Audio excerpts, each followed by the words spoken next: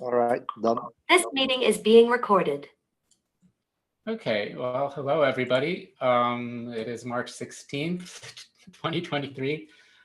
This is going to be a workshop on hands-on workshop on two technologies that are used extensively in R1 release of Nepio. So I will say I'm not an expert on them. I am learned them the same way I'm actually showing them right now. So we do have John here who might be able to answer some deeper questions.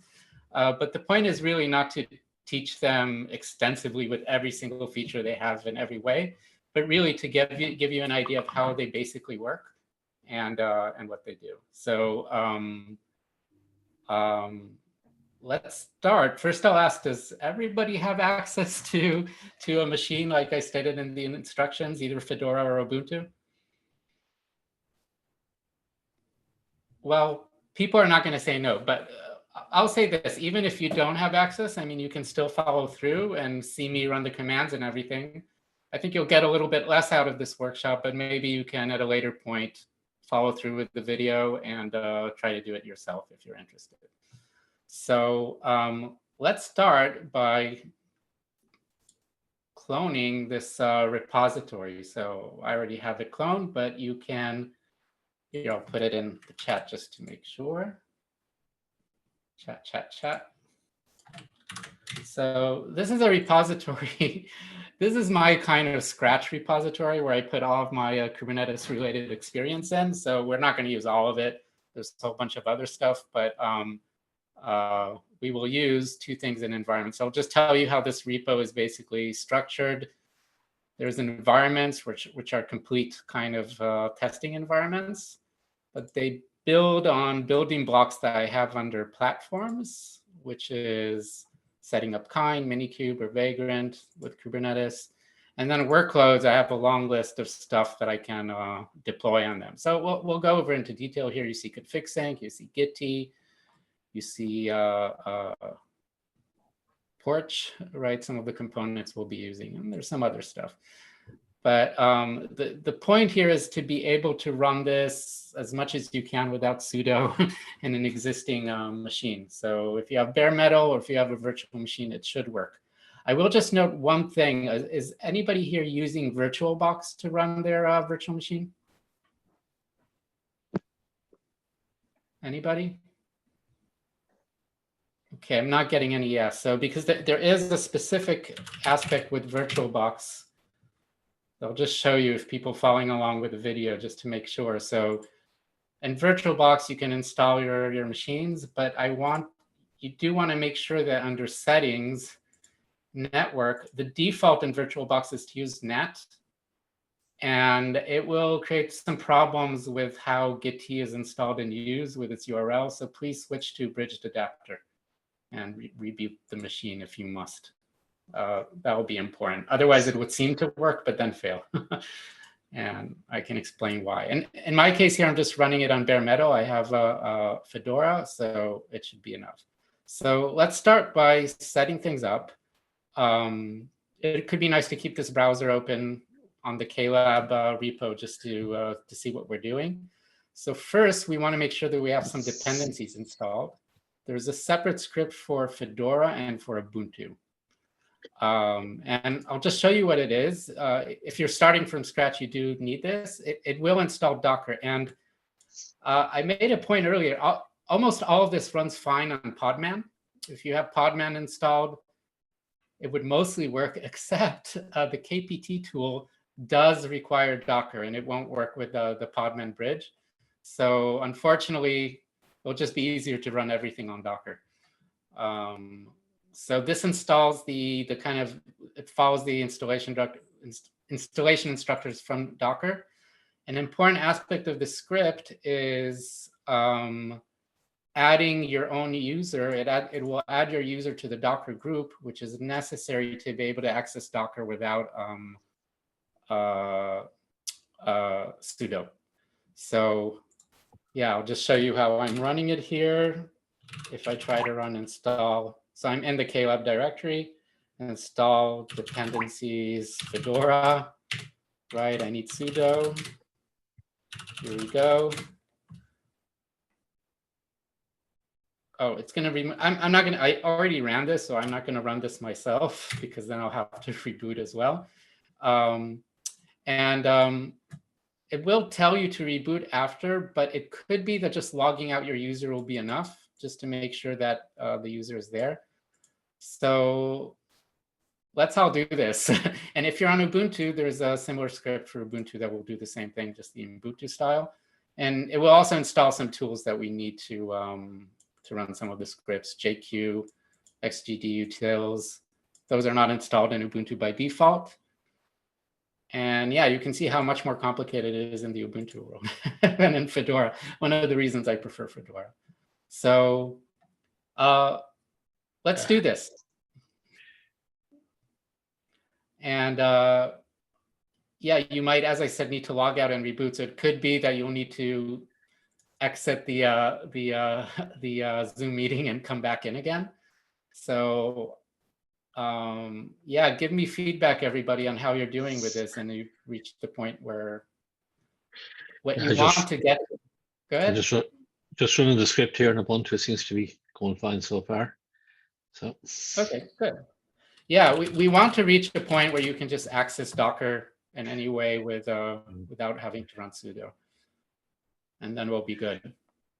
Yeah, usually you just have to just change the add yourself to this Docker, to the Docker group, and then it's good. You don't have to need sudo anymore. Yeah, you could actually do this new group Docker and get into it as well. I think I tried that and it didn't work, but after I rebooted, everything worked. So it might be one of those mileage. Yeah, I think also when you install Docker, it actually doesn't start the daemon automatically. So oops, I think what I did here was in the script. Okay, I did do systemctl enable Docker, but I didn't do start Docker. So it could be that you can get away without rebooting just by doing system control. Yeah, service Docker start should do it. Okay, good. Yeah. Sudo service start Docker start. Yeah, service is a shortcut instead. That should also work. Yeah, so let me give everybody a few minutes. Is everybody doing this? Yeah, it's just pulling down the world here packages. Yeah. Yeah, the distros do have Docker installed in their repos, but I don't know. I went with the official Docker version just to make sure that everything is okay. Fedora does come with Podman out of the box, but as I said, unfortunately, it works most of the way, but for one command that we'll be running, we won't be able to use Podman.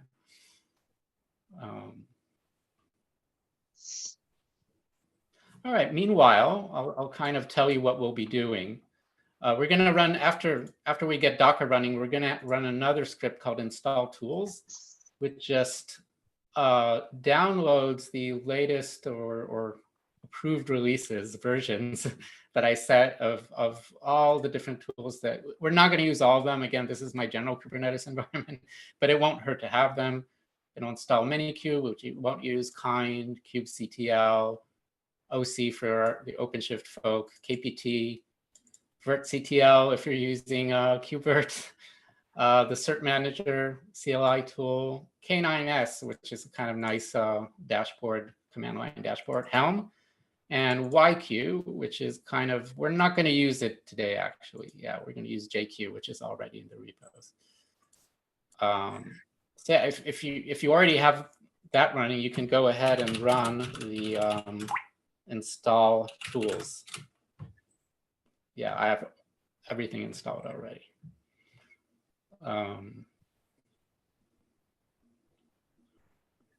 Yeah, we want to reach a point where we can do Docker PS. that seems to work.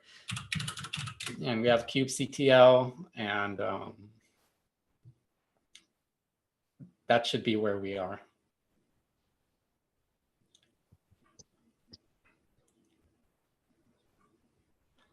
Could people chime in and just say if they have this working?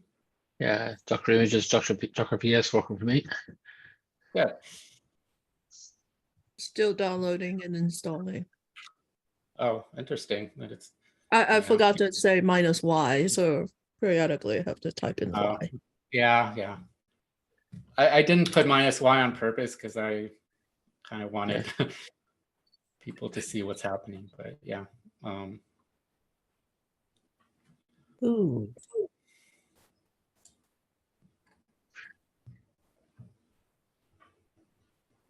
Right, so I'll go ahead and explain what will be the next step. So what we're going to do is when everything is set up, I'm not going to run it quite yet, but environments, under environments, there's the config sync demo.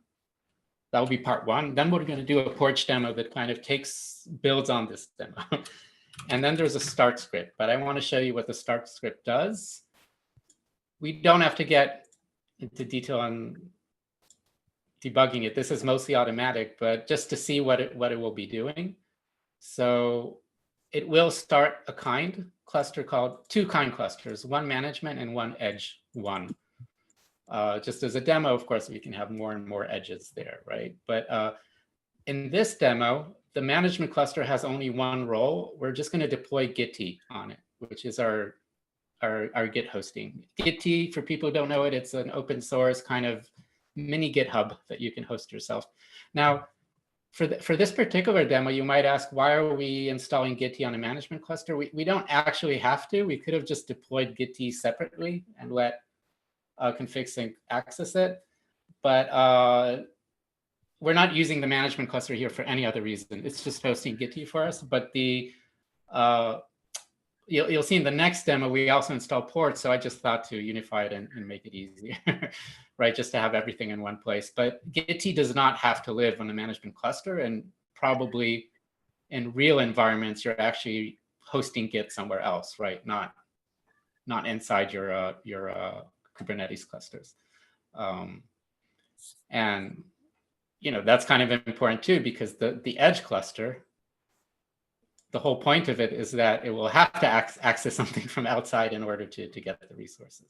So you can see here where, I have some toolings. We'll use them too, that you can switch between clusters. And we're going to deploy Git from the workloads directory and then create a user for us and then create our repository for us in Git. So if everything, how are people doing? Can we move to this step? Sorry, Tad. So the installation is complete. What was the second step you were mentioning? Oh, so the second step would be running install tools.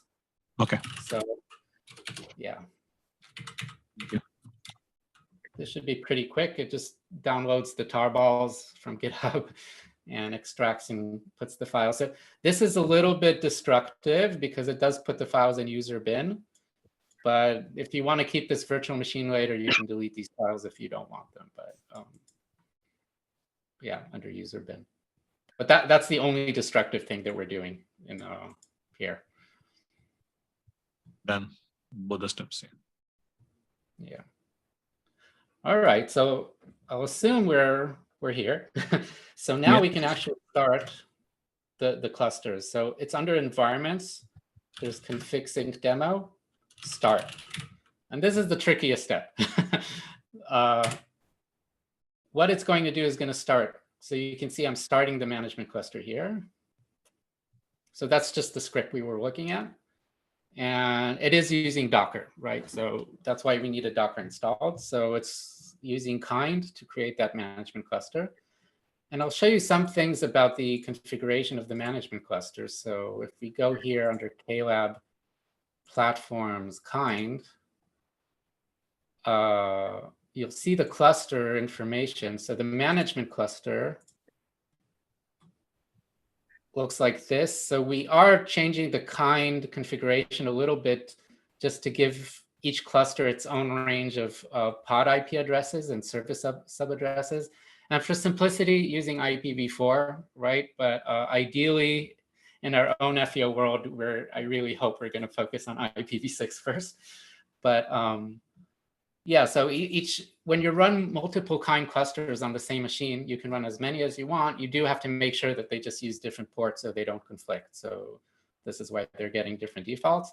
Another interesting little thing here to mention is that we're opening node ports to access the dashboards. So here's the kind of Kubernetes dashboard, and here's the Gitti node port that we will also access. And it's for accessing Gitti, and also if you communicate over HTTP, it accesses the Gitti dashboard as well that we will use. So this is kind of a way in kind that you can open it. It's very easy to work with kind generally, right? It's declarative. You get this nice little KRM CRD that you can edit. So the edge cluster, yeah, here we go. It's just different range of ports, and it's not running Gitti, so we don't have to open the port there. Let's see how things are going here. Okay, everything started. Oh, in my case, so I actually did a little override here that I will delete, that I said I didn't want to use the browser. So I'll run it again. You can run this as many times as you want. It is idempotent. And what it's going to do now is you saw I just opened 3 pages in my browser with the dashboards. So that's what we want to get to when it finishes. So you see, right, you can see the URLs here too. So what it opened for me were, so one, this is kind of a simple dashboard to the management cluster. And this is a simple dashboard to the Edge 1 cluster. And this is the Gitti dashboard as well. This will be very useful for us. So just to show you the 2 clusters and what we have running. So this is the management cluster. We have Gitti, and there's not too much interesting to say here about it. By the way, is everything large enough for everybody? Can people see it okay? I'll assume so. So yeah. Good. So yeah, Gitti is running here. It uses PostgreSQL, Memcached. It has a few things. We don't have to care about that too much. It's just running. The Edge cluster is more interesting because here we installed config sync. And config sync has 2 namespaces. There's a monitoring namespace that we won't look at today, but the system namespace is the one we're going to look at. And by default, it has its reconciler manager for config sync. And then we have here the Gitti dashboard. So you can sign in with the administrator user, and the user is administrator and the password is administrator. And that should work, I hope.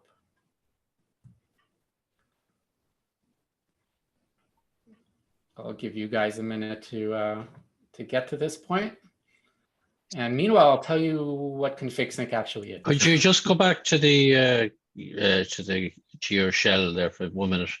Tal? Sure. So Yeah. What I really step? hope it's Sorry. what?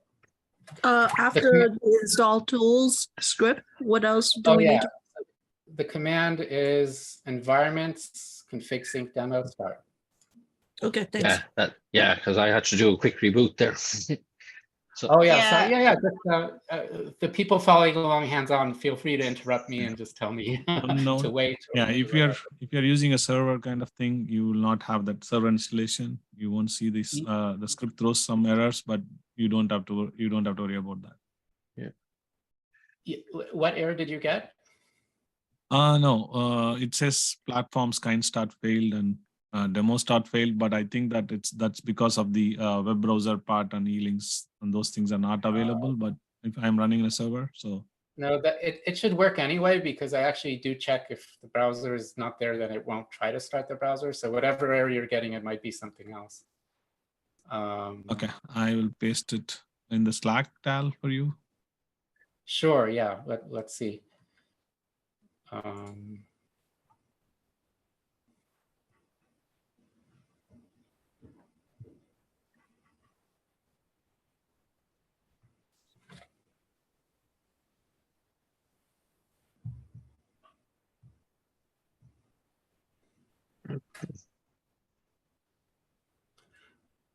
Right. You should be able to run this on a server with no problem. You just won't see these nice dashboards. All right. Let's see what the. No, I'm able to see the dashboard. I just need to go and. Oh, I guess because we installed XDG utils. Right. If you want to very quickly fix this, you can edit. Actually, you can do this. You can create a file in the root called _override. Okay. And edit it and just add this, use the browser equals false. So it won't even try to use the browser. Yeah, I got that as well. What's that file? Oh. So the file is just _override. Okay. In the root of the repo. Oh, okay. Then it's all caps, use browser false. Yeah. It's just environment vars. So this is the environment vars. Use the browser. Okay, so false. the file is a new file, is it? Yeah. So. Yeah, it is a new file. It doesn't exist already. So yeah. There's a git ignore on this file, so it's not committed, but yeah. Okay. Yeah. So you can see here, for example, when I want to enable Podman, I can do it here. But Anyway, Tal, I did that, but it didn't impact. I was able to see the browsers and all the components up and running. Yeah. See, I can rerun this. It'll open everything again. Okay, should I move on? What do you say? We can rerun the same script, the demo script again. It won't have any impact. It's So the item demo script is environments, config sync demo, start. No, I was asking whether that script is idempotent. Can I rerun it again? Yeah, you can run it again. Yes.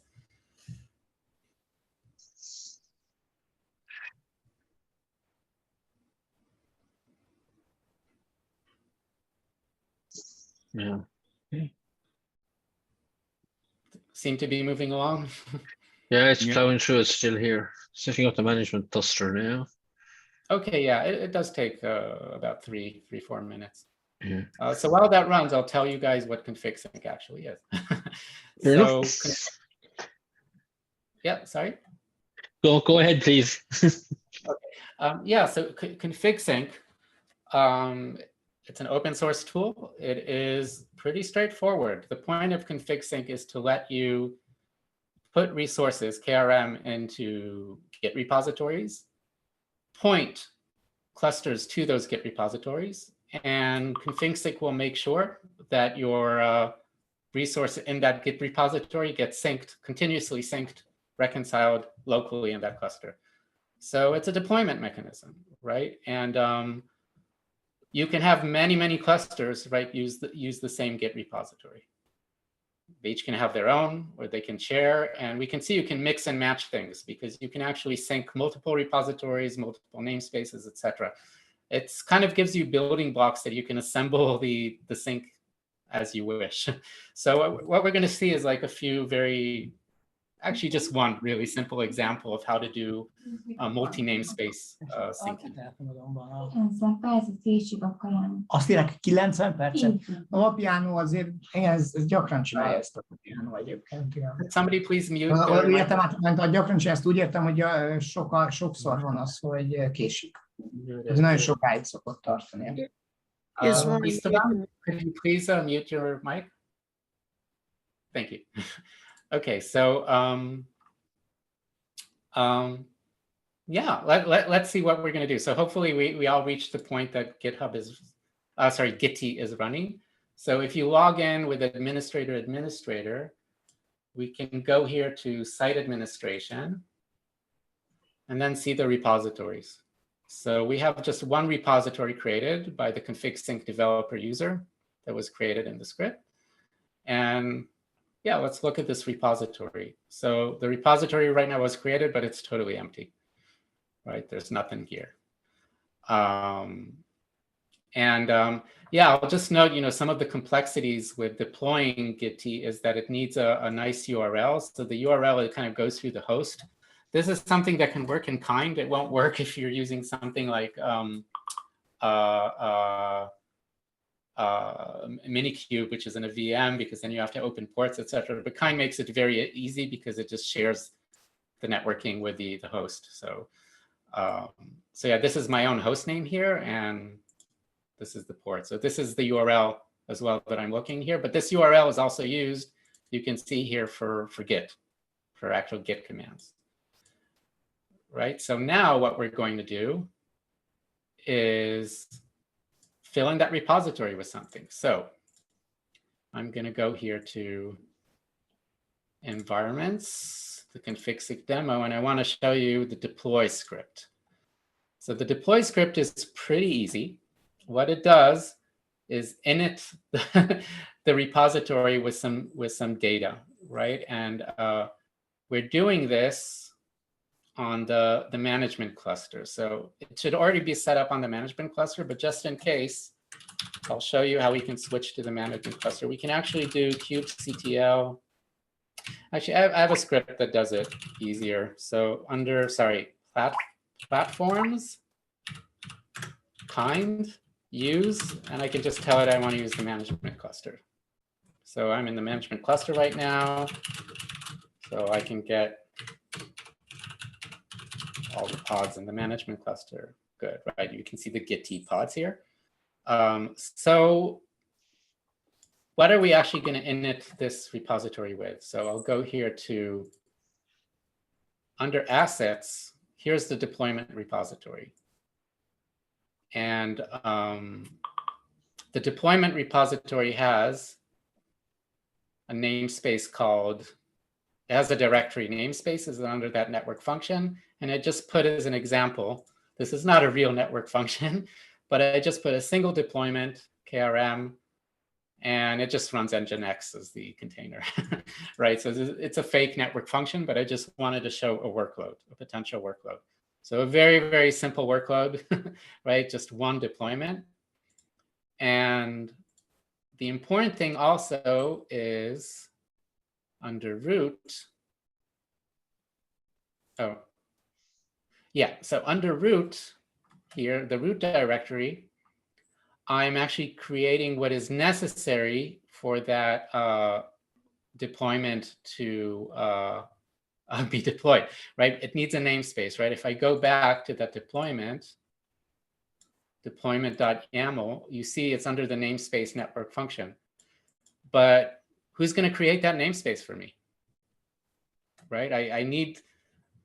I need this to be created. So config.sync actually doesn't care about that directly, right? Config.sync, again, is kind of these low-level building blocks. So I need to actually create that namespace too. So under here, I created this network function.yaml, which has a few resources. So here I'm creating the namespace. And then I'm creating a CR from config.sync. This is the repo sync.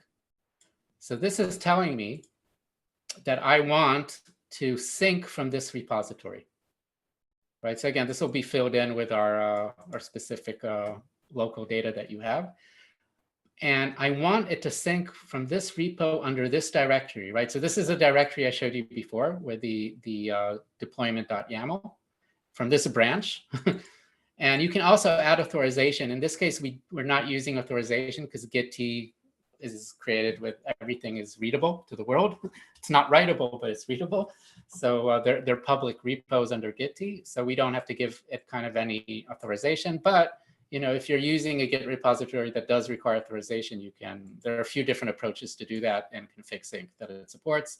You can use secrets with tokens, user password, etc. Anything that you need for Git to be able to access this repo and this directory, right? So now we can play around, excuse me, with directories and branches.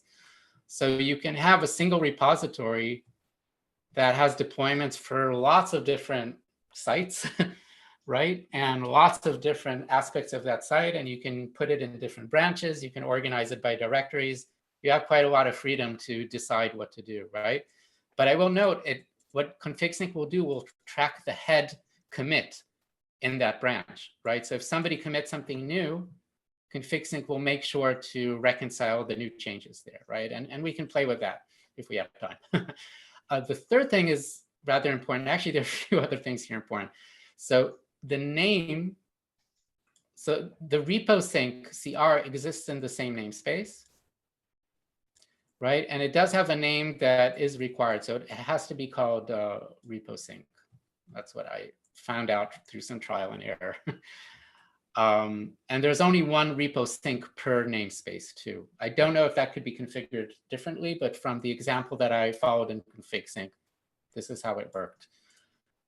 The third thing we need to do is a bit more complex to explain, but so we created a namespace and we want to put this CR into it, but how does config sync have access, be able to access our namespace to be able to put resources into it? By default, config sync does not have cluster-wide permissions. This is on purpose for security reasons, right? Because you might have different parts of your system are syncing different things, but you don't necessarily, you don't want to give them just carte blanche cluster-wide permissions to write everything, right? You want to make sure that these are contained. So for that reason, we need to give RBAC role specifically to the service account that will sync our namespace. So the name here is important, right? The service account here, this is how it works. So it has NS reconciler, that's namespace reconciler dash, and the name of the namespace under it. And then I'm just giving it a cluster role, which I don't have to do. This is just silly. Ideally, I would create a role just to write to this namespace, but whatever. For this demo, it's enough to just give it permission. I just want to make sure that it can write to the namespace. And we're going to see in a minute how all of these actually work live. So this is basically the whole repository. So to summarize again, I actually have my workload under namespaces. And then I have the root here that for the namespace. So if I wanted to actually deploy multiple namespaces here, I could just create another directory with another namespace. And under root, create another YAML file for that other namespace that I have, which will look very similar to this. So you can just copy and paste this multiple times per namespaces that you want to deploy to. So let's say you have 7 network functions, each one in their own namespace. You would have 7 of these YAML files, right, that do the same thing for everything, create the namespace, create the repo sync CR, and give permissions. So all we're really going to do first by running deploy is set that repository. So I have a script that does this, and I just want to show you what the script is.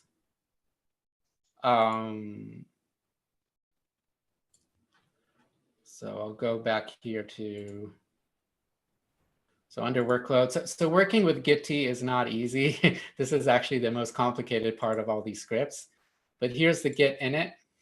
I just want to show you what it does, right?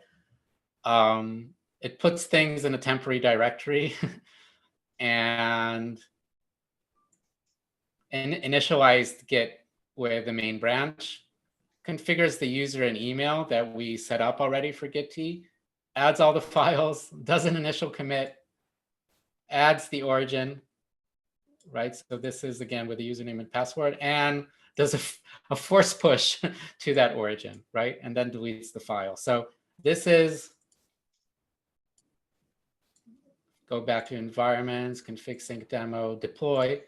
This is the first thing that we're doing. This is this script here. So it's going to take that repo that I just showed you and just put it to Git. The next thing it's going to do is apply this rootsync.yaml. And that is the final thing that we need to do to tie everything together. So I'll show you this rootsync.yaml. So just a reminder, under the repository here, we created a CR called repo sync, right? And repo sync can be used to sync a specific namespace. Right. And actually, to be honest, if you're using config sync, you could only use this. But because we have a rather complex place setup here that allows for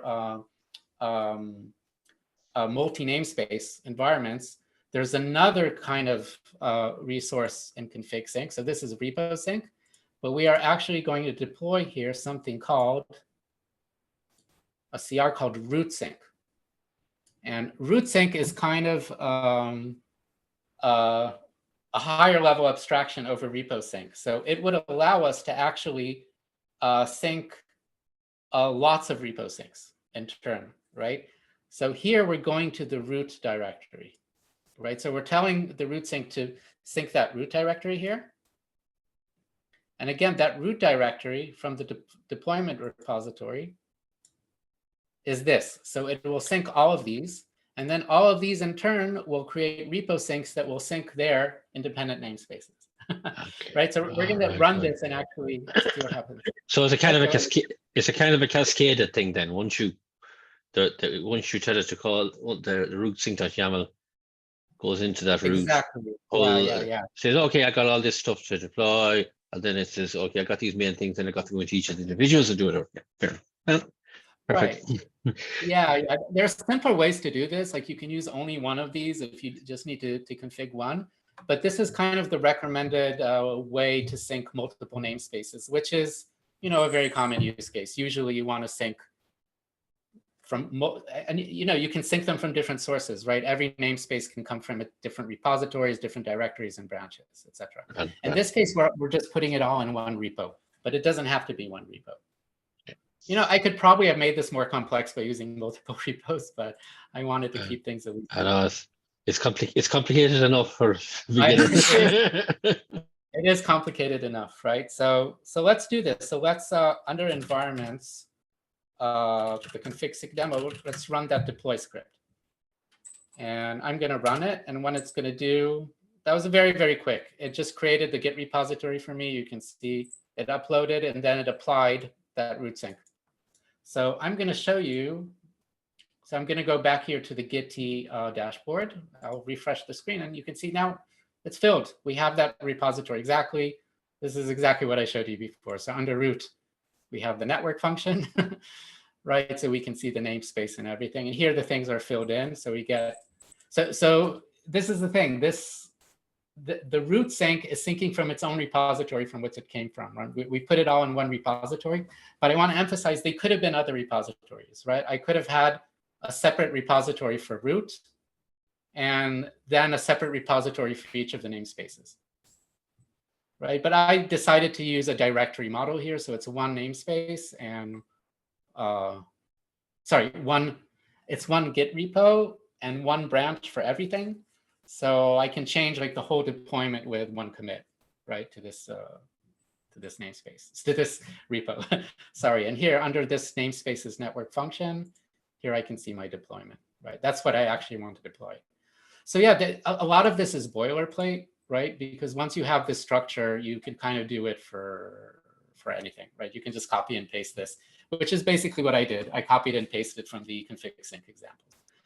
Let's look to see what's happening on. So this is the second dashboard that was open for the edge cluster, right? This is where config sync is running, and this is where we saw before the reconciler manager running. I'm going to refresh this page, and you see two more pods were created. Well, actually, two deployments were created here, and here are their pods. One is called root reconciler config sync demo, right? So this was created by the reconciler manager to sync my root repo. So this is the first one that I applied. So it created this, and the name is just root reconciler dash and the name of the resource. So the resource here under root, oh no, I was wrong. It's not, where did it get the name config sync demo? Let me think for a second. Oh, I think it's maybe the name of the repo itself. It could be the name of the repo. Yeah, I'm not sure where it got that name because config sync demo isn't mentioned anywhere here. So it must be from the repo name. Sorry to bother you. So it's workload config sync deploy, right? That's what you wanted to. Right. So it's environments config sync demo deploy. This here. Right. So again, what it did, it committed that initial repo and then applied the root sync to the cluster, to the edge cluster. Right. I'll show you again here the deploy. So it created the repo with our contents. It just did a single commit and just forced the commit to it. It switched to the edge cluster and then applied this to the edge cluster. It did. And let's take a look at this actually. So we're in the edge cluster now, so I can do get root sync. And our namespace is network function. Do we need to switch the cluster tab before executing the command? Because we are in management cluster initially, right? Yeah, that's okay. The first command should happen in the management cluster because that's where Git is. Actually, no, it doesn't matter. This doesn't require the cluster at all. Yeah, It okay. just does a local No, Git but commit. it did Yeah. fail for me saying that some unknown option initial branch equal to main. Oh, I don't know whether we need to do anything additional. I don't know that others are facing the same issue. Well, maybe just in case, make sure that you're really in the management cluster first, I guess. So you can do I am in the platform. management cluster, yeah. So when you ran deploy, what happened? You got an error? Unknown option initial branch equal to main. I need to figure out what it is, but let me check it out. Oh, it had some problem actually committing Git. Yeah, Git is very, very finicky. I'll tell you, most of my problems in setting this up was getting Git running correctly, right, with the URL. Okay, I'm sorry about that. I can try. No issues. Yeah, and I can also help individually after to get people running this. Try to help you debug your local issues. So yeah, I wanted to show that we can look at some resources here. So oh yeah, there was another important thing to point out. I know there's just so many little details, but the root sync has to live in the config management system namespace because it doesn't by default search in other namespace, so it searches in its own. So this is why here I have to go to config, wait, what is it? Config management system.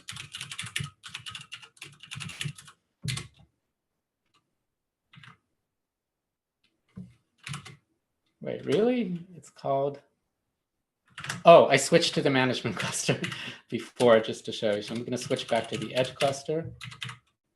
All right, there we go. So this is our, sorry, it's a little bit too big here. Anyway, we see it. I can actually, so it's called config sync demo. You can see it in YAML. And here it is. This is actually interesting because we can see, so this is the initial spec that I created. And you can see under status that it fulfilled lots of conditions, right? So you can see where the last commit, the head commit that it used, right? Sync completed. And you can see exactly what it's rendering. So this is very useful for debugging to see exactly what's going on. What is the source repo? What are the branches, the head, and what the status is exactly, right? So it's very useful to look at this when there are problems because sometimes there could be problems. But yeah, to go back here, let's see what it actually did. So the reconciler manager, if I go to the pod here and look at the logs, then we can see, yeah, it looked at that root sync, it found it, and started syncing. And the way it started syncing was creating this one, the root reconciler config sync demo deployment, which is config. This is syncing just the root reconciler. Now, under, once we started syncing that, right? If I go back to our, so it already succeeded syncing, but what it did was also create that repo sync, right? So, right, that cascading thing that Liam was talking about. It created that in the namespace that we created, which was network function. So here it is. Here's that repo sync. So again, what root sync did is create the namespace. and create the repo sync object inside the namespace, right? Because we gave it permissions, it was able to do that. So it created the repo sync object. And now what happened is that config sync managed to create a namespace reconciler, right, for that repo sync. So a repo sync results in an NS reconciler. And that NS reconciler reconciled that deployment for us. So I can actually go now under namespaces, and I have network function. Ta-da! It worked, right? At least for me. I hope it worked for you guys as well. But here's the deployment that we created. And here's that network function, right? It could be interesting to see a little bit the actual YAML that was created. So, you know, this was my original spec here down below, right? I just put the Nginx container image, but you can see that config sync added a lot of annotations too, right? To tell you, you know, who is it owned by, right? And it uses these annotations for reconciliation because it owns everything that it synced, right? Because if I do another git commit to that repository and change things, it will need to know what to delete, right? If resources are no longer there, and what to recreate and what to update, right? So it does all of that kind of, we can call it heavy lifting, but it's, you know, in Kubernetes, this is all just declarative stuff. So it's not too heavy. So really the config sync is not a very sophisticated tool, right? It really just copies, does git pulls, pulls git occasionally to see the changes and make sure to whatever comes out of there just to apply directly into the local cluster. Any questions so far? I know that there's, I try to go as slowly as I could through the details. Hey, But Tal, I'm sure. well, I don't know, like, you have a the config sync overview tab, and there is like a diagram in that documentation. I don't know if Here. I don't know if we can use that image to correlate what you have been done. I mean, Yeah, I mean, this is very high level, right, to understand what config sync is. But yeah, you can treat, well, you know, here they're talking about the different roles that you have. No, this diagram is not so great, I guess. But yeah, I wonder if there's another diagram here that would be better. Yeah, I think it was more sort of kind of high level to explain to people to a black box, more of a view, you know. Yeah, exactly. This is like just the first page to explain what config sync is, but you know, our point was to go beyond this and actually see how it works. So I'll summarize quickly because I do want to move to Porch as well. okay, thank you. That so what config sync does, right? It has a single controller. So we'll go back to config sync management system. Oops, yeah, here. So it starts off with just one controller that looks for those root sync CRs. And whenever it finds a root sync CR, it creates another deployment, another operator to manage it, right? I don't know why it was decided this way. I think the reason is because every one of these has a different service account, so it can have different permissions. So this allows you to kind of contain, right, different parts of the cluster to different parts of your organization that might have different permissions, right? So the reconciler manager does have, I think, cluster-wide permissions. No, it doesn't. Sorry, it only reads them in this namespace. That's why we had to create the root sync CR in this namespace, because this is the only namespace that it has access to. But once that was created, it created this extra operator running. And that operator was dedicated specifically to our root sync. And it had its own permissions, its own service account. And what it did, so it synced this whole repository. And this repository, sorry, it synced this directory in the repository. We specifically aimed it at the root directory. And in the root directory, what it did was actually create another namespace with a different kind of CR called a repo sync. And once that CR was there and it tracked it, right? The thing that tracked it is this root sync thing. It found, oh, I have a repo sync. So it created yet another operator to sync that specific repo sync. And it's this final operator, right? The third one in the list here that actually deployed our network function there. So, you know, you can follow the documentation. It's actually excellent for config sync. You know, it's all public. And hopefully with what I gave you so far, it can help you explore more aspects. Would you mind just clicking back to the Gitty window for 1 second, please? I just want to get the URL.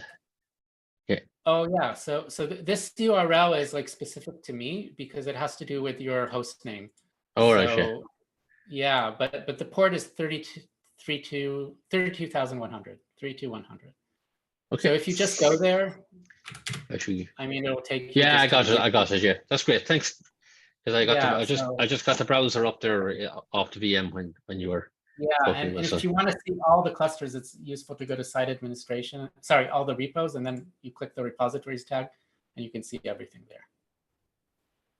All right, guys, I'm going to move to the next demo. I know maybe not everybody got on board, but let's move to Porch as well. Let's add Porch to the mix. So I'm going to before you go, if I may ask you one question. Yes. So in the repo that you showed, where it said the root sync, where it creates the second operator, how I don't know whether I missed it, or did you show exactly what the deployment was in that repo? Yeah, so the deployment is really just this thing, just one resource. It's just called deployment, and it just has a single container with Nginx. I'm calling it network function just to for us, but it's just running an Nginx image. So basically, whatever is there in that directory, so let's say there are 10 resources, it's gonna sync all of them. Yes, right. That's important. So that's a good question, because if I go back under here where I actually created the root sync, sorry, the repo sync, it gives it this directory. So everything under this directory will be synced. So you can have 100 files there if you want. Okay. Yeah. Right. So it's in this directory, in this repo. Now, in this case, they just happen to be in the same repo. Just I created 2 directories, one for the root and one for the namespace, but it could have been a separate repo. You could have a separate repository for every namespace that you want, or have the same one with different branches, right? It's kind of up to you, your own strategy of how you want to organize Git. Right? You can have everything. You can have your entire network all in one repository if you want, with different directories, different branches, etc. It's kind of up to you and how things work in your own organization, right? Okay. So yeah, it's a little bit clumsy. I can see that here, but the reason it's clumsy is to give you that flexibility to organize things as you want, right? Instead of saying just point here and synchronize everything, you can actually control what to synchronize into which namespaces and from which repos and with which user service account, right? The role binding here is important too, because you can actually tell the operator, you know, control which permissions it has, right? And it could be very fine grained. You can say that I only want this operator to create deployments, but maybe not touch some sort of CR that belongs to another operator running in the namespace that has different permissions, right? So yeah, the reason for all of this stuff is just to give you control. But it's also very boilerplate. You know, once you figure out your strategy, you just copy and paste these things, right? And not only that, I mean, you can create, this is all KRN, right? You can create a higher level operator that manages this as well, that creates all this for you, right? So you can have some sort of general sync operator, which has its own CR that's like designed specifically for network functions. And you can give it whatever information you want, and it will generate all of this for you, right? It could create the Git repo, it can create with all the content in it, etc. Right? So this can be the final point of your toolchain, right? So if you have some sort of a higher level orchestrator that orchestrates your entire fleet, 100,000 sites, right? You might not want to do this manually for each, of course. So you might have something that generates all of this for you. Yeah. Right, from some sort of higher level, right? So yeah, it's, you know, the power that it gives you here is that you do not have to communicate directly with your edge clusters, right? The only thing you really need to do is install config sync there and apply a root sync, right? That's the only thing we needed to send was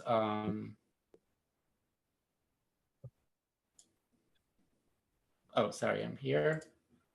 This root sync, right? And that instigates everything. So it allows for an indirect way to get resources right to your edge clusters, right? So it's based on pull rather than push, right? Instead of having direct access to all your edge clusters, the edge clusters pull from repositories. Now, a good question would be here then, well, this is only part of the architecture, right? Because how do you actually know that they succeeded, right? If you're not talking directly to all your edge clusters, there must be some way to find out that everything was actually deployed successfully, right? You don't even know if the edge cluster is up or down, right? You assume it's there and it's syncing.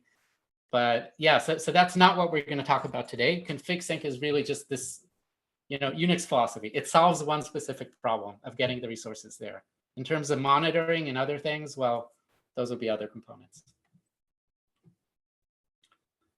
Thanks. And a little bit foreshadowing, in the Google seed code for Nephia, we will contribute a component that can close that loop, right? And let you know what actually happened in the edge cluster. So you can be sure that things were deployed and how they were deployed. All right. So the first hour is complete. I want to move on to the Porch demo, just because lack of time. And, you know, as I said, I know this was a little bit fast. Try to go as slow as I can, but feel absolutely free to run this on your own. Contact me for help or questions, and I can try to debug specific things in your environment. And this workshop will also be repeated in the future for another time zone. So if you're enjoying this, you can repeat the wonderful experience again. If you will feel more ready then. So what we're going to do now is going to tear down our current environment. So under environment, config sync, we're going to run stop. So it'll just delete these two kind clusters. And that's it. We basically tore down that entire environment. Now what we're going to do is switch and create the Porch demo environment. It's similar in some ways. It builds on this one, but I will show you what we're doing there. So I'm going to go under KLab environments here and just show you the Porch demo, the start for it. So it's a little bit longer. It starts in a lot of the same way. We have two clusters, management and edge. And we're deploying Git again. This time we're going to create two Git repositories. One of them is going to be for deployment. And that is very similar to the repo we just saw in the config sync demo. That is, that repository will be ready for the edge cluster to sync from. So config sync will be pointing at this repository, our deployment repository. But we're adding another repository that I'm calling here the blueprints repository. And we'll explain what that is a little bit more. And I'm initializing these two repositories with at least one commit. Here's a little note here. Porch absolutely requires the repositories to exist with at least a commit. So it's not enough to just create them on Git. We actually have to have at least one commit in them just so Porch won't error out. And then we're also deploying Porch on the management cluster. So this is a little bit different. The previous environment, we had a management cluster that didn't really do anything. All it did was host Git for us, which we could have hosted elsewhere too. In this case, we actually do need a management cluster because Porch runs on Kubernetes, right? And relies on Kubernetes very much. So, so we're deploying Porch there. So now we're really using the management cluster as a true management cluster, right? The previous environment was not that. And in this case, I also need, because we're not only reading from the Git repo, we're also writing to the Git repo. So I have to create a secret so Porch will be able to write to the deployment repo. So here we're also doing kubectl to create a secret for gitt. And yeah, the edge cluster is exactly the same. We're just deploying config sync, right? So I want to show you all these things that I'm actually going to be deploying there. And meanwhile, if you want to get this running, you can just run this environment Porch demo start. It can run in the background. It'll, again, take like about 3 minutes to run, I think. So what are we actually putting in these repositories? And what is this Porch repositories.yaml that we're applying? So if we go here under assets, so here is, I'm going to start with the blueprints repository. So the blueprints repository, oh, it just starts empty. Yeah, I just needed an initial commit for it. So it just has a README. Okay, that's fine. The deployment repository. Oh, the deployment repository. Oh, sorry, it's opening all my tabs again. All right, you don't want to do that. So the deployment repository root, it's exactly the same as we did before with the config sync demo. So again, but I'm putting 2 namespaces this time. So I'm extending what we did before. So before we only had, I told you it's a boilerplate that you can just copy and paste. I just copied and pasted. So here I have network function A, exactly the same as we saw in the config sync demo. Exactly the same thing. Here's the repo sync, and here's giving permissions to the service account. But all it does is have A at the end. And then I copied and pasted and created another namespace, network function B. So it's the same thing. You know, it has a different directory. Oops. Yeah, again, it's opening all the tabs. But yeah, it has a different directory under the repo, but it's the same repo. So it's one deployment repo, but it's going to have 2 namespaces to deploy in it. One is called network function A directory and one network function B. And then here's the root sync, the same as before for the edge cluster, and it just syncs root. So this is the same again. So again, this is the same config sync we saw before, exactly, except that it has 2 namespaces instead of 1. All right, everything was open. And the addition here is this YAML that I am applying as well, the Porch repository. So here we're introducing a new CR that we haven't seen before, and this comes from Porch. The CR is called repository. And you know what? It looks a little bit similar to the root sync we saw in config sync, right? Because again, we're just giving it a repository, a directory, and a branch. But there's more stuff that Porch does with this, right? So it can actually support other kinds of repositories, not just Git, but we're going to focus on Git today. I have a flag that I'm saying that this specific repository is our deployment repository. And I'm creating another repository here for our blueprints repo. So I'm creating one CR per Git repository that I have, right? I have 2 Git repositories, one for deployments, which will be synced with the edge cluster, and one for blueprints.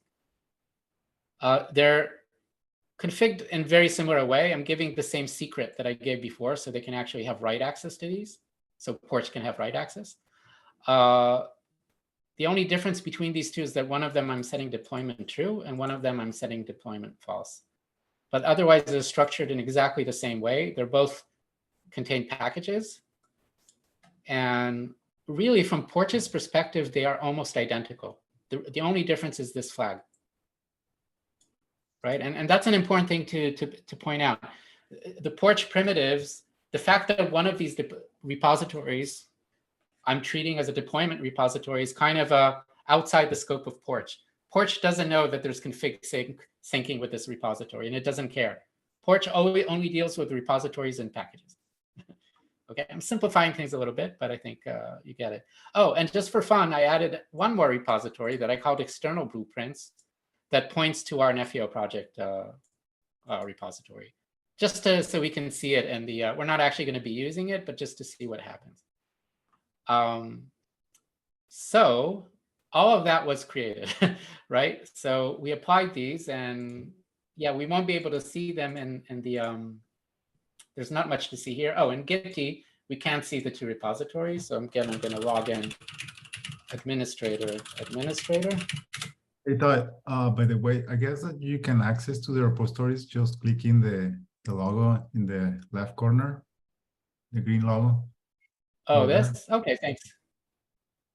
Yeah, but these are only my repositories. I'm an administrator and they're repositories created with a different user. Oh, okay. So that's why I'm going to site administration. It's not the same.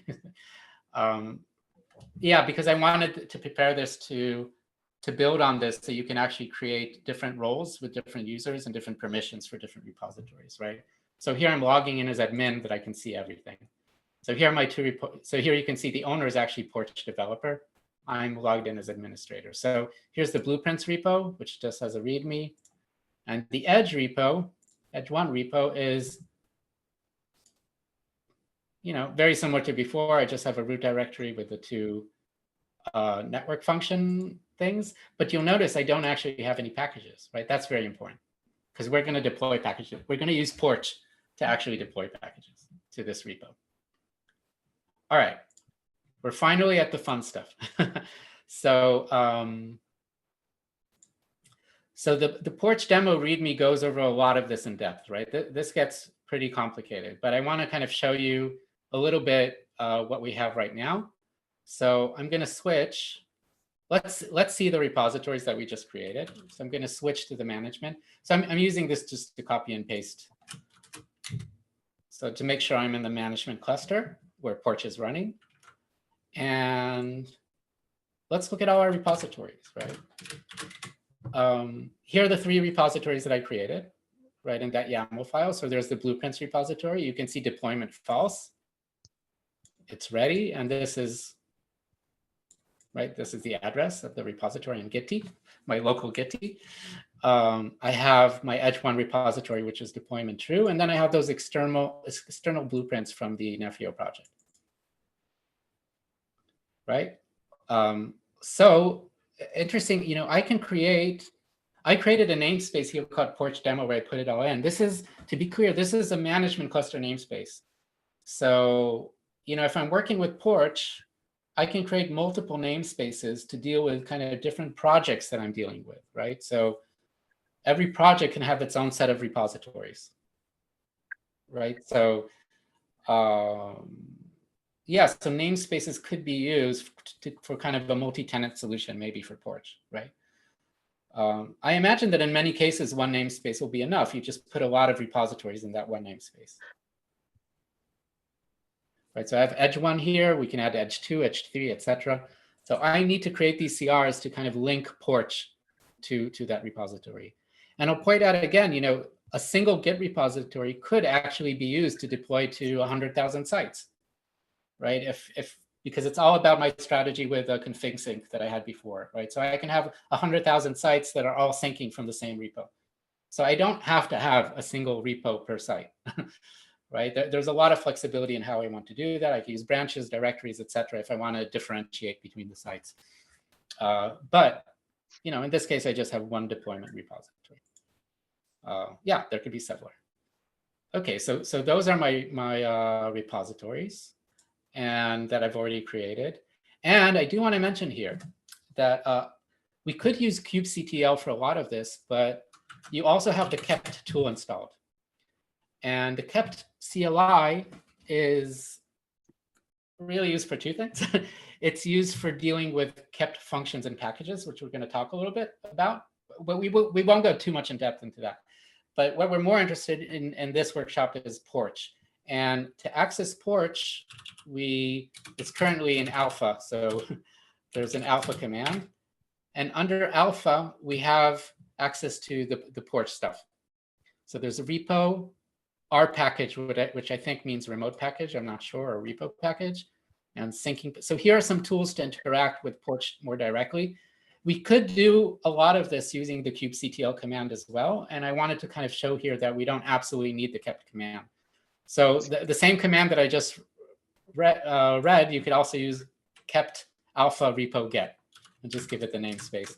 So it actually does exactly what I just showed above. So So this kind of kubectl get repository, it's exactly the same thing. You can see it's exactly the same output.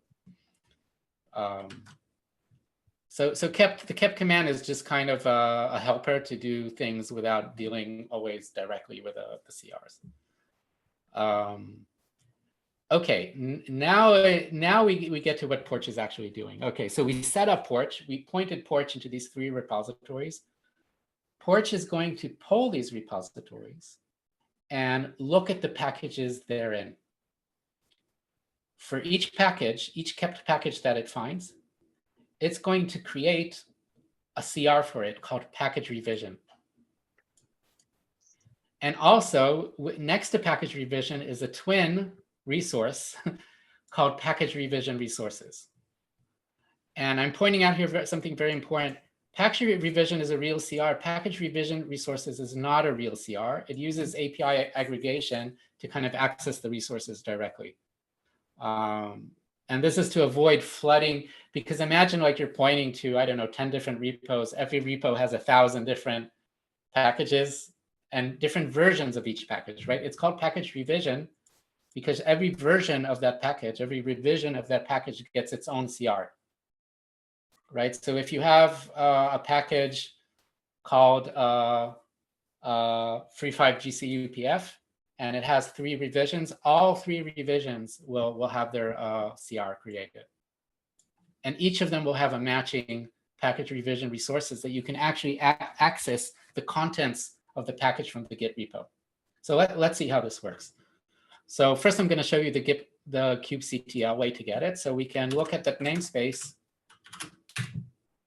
and you can see what Porch created for us. So right now, our 2 repos are empty, but the external repo, the Nefio repo, already has packages in it, and you can see them. So here are the package revisions that it found and created. So Porch created these for us. It gave them each like this GUID based on the repo in which it was found. So we have a free5gc operator, and actually it has, so it actually does 3 things, right? There's a version 1 and a version 2 revision. But also the main, the current head gets its own revision too. So it's not tagged. We're going to talk about tags and how they work, you're going to see. But we can see that it created those. And here we only have 1 version. So there's v1 and then main. There's also a flag for latest. So you can easily search and find the latest one. And you can see its life cycle. So all these revisions were packaged. This is actually just 2 packages, right? free5gc operator and free5gc upf. But for each package, we have 2 revisions. And at the very minimal, you'll have 1 revision if you just have main. And if you tagged a version, then you'll have another one for the tag.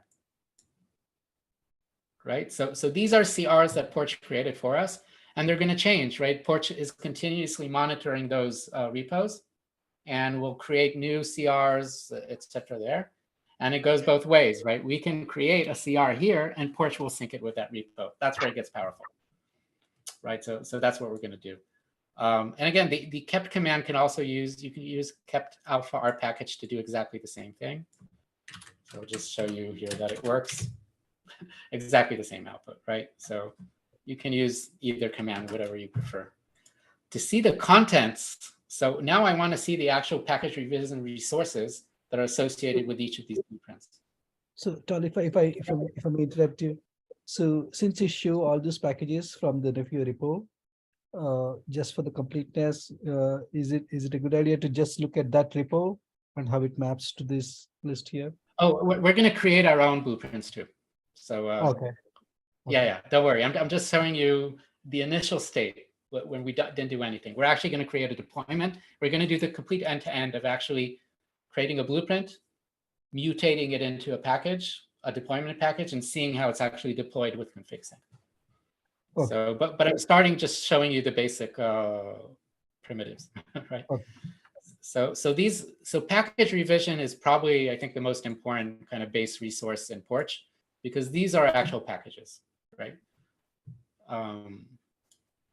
So I have a few commands here to get the package revision resources, and I'm sorry it's a little bit complex because so I have this helper command that I created, workloads Porch package revision name, because I want to get the name these are the names, right? And the names have these GUIDs. So the names themselves aren't very informative, but I want to kind of search by specific things. I'll show you just how the script works so it won't be completely mysterious to you. So under KLab, workloads, Porch, I created this script called package revision name. And you can see behind the scenes, it does kubectl get package revision, but it uses a field selector to search, by the package name, repository, and version that I want. And then it'll output just the name of that thing. Right, so this script, it has a few different ways. You can give it draft if you just want a draft version. And we're going to talk about drafts in a bit. So it has a few ways to search according to what you do. But it's all just kubectl get commands with field selectors. That's basically it. So you can like filter and find exactly the package you want. So going back to the environments, Porch demo. So yeah, this is what I'm doing here. I'm getting the blueprint name. So we're going to get so the namespace is Porch demo. The repo is external blueprints. And this is the name of the blueprint. And I'm not giving it a revision. So it means I'm just asking for the latest one. So if I run this, it's just this first line here in Bash, and I do echo blueprint. Yeah, so it just got the name for me. So it's this name here. So it just got the latest version of the free5gc operator in the external blueprints repository. You see the flag here is latest true. That's what it just searched for. So that's just a shortcut to give me the name. But we're all using command lines, right? And Nefio, again, just like config can have a higher level orchestrator, right? Nefio will do, you're not going to interact directly with Porch in R1. We have controllers that will do this for you. So you'll be doing this programmatically, of course, not from a command line. This is just us learning it from a command line, right? This should be automated, right? At a higher level. So now we have the blueprint name. Let's actually get the package revision resources for that blueprint. So the way it works that every package revision CR has a twin, as I said, package revision resources that has the same name as it. And yeah, let's just get this. Actually, I'm going to do kind of a small version of this. I'm not going to get the whole command here. And I'm just going to output this as YAML. And I'm doing this on purpose. Okay, what did we get here? We got kind of a very long thing. I'm going to have to scroll all the way to the top. So again, this is not a CR, right? It's KRM, but it's not a CR. Basically what we got here, so here's the kind, it's package revision resources. And this is the package name where the repository came from. And then we get the complete contents from Git, right, of the package. So here are all the files, every single file with its contents in YAML, right? This is the package. So basically what Porch allowed me to do is within, right, all I'm doing here is using kubectl commands. So I'm in a management cluster. I'm using 100% Kubernetes here. I'm not even using the kept command. I'm using kubectl. Porch basically allowed me to access all the packages I have, all the revisions with their contents in the in Kubernetes, right? So it kind of acted here as a bridge between the GitOps world of repositories and Kubernetes. And the real powerful thing that it's a two-way bridge, right? So if I change these package revision resources, I am able to actually, if I change the content of any of these, I'm able to mutate that package, right? And that's what we're going to do. We'll kind of indirectly. I'll show you how we're going to do it in a bit. But I want to make sure that this is kind of clear. So Porch created these CRs for us, the package revision CRs, and each one has a twin, which is package revision resources, which includes all the content.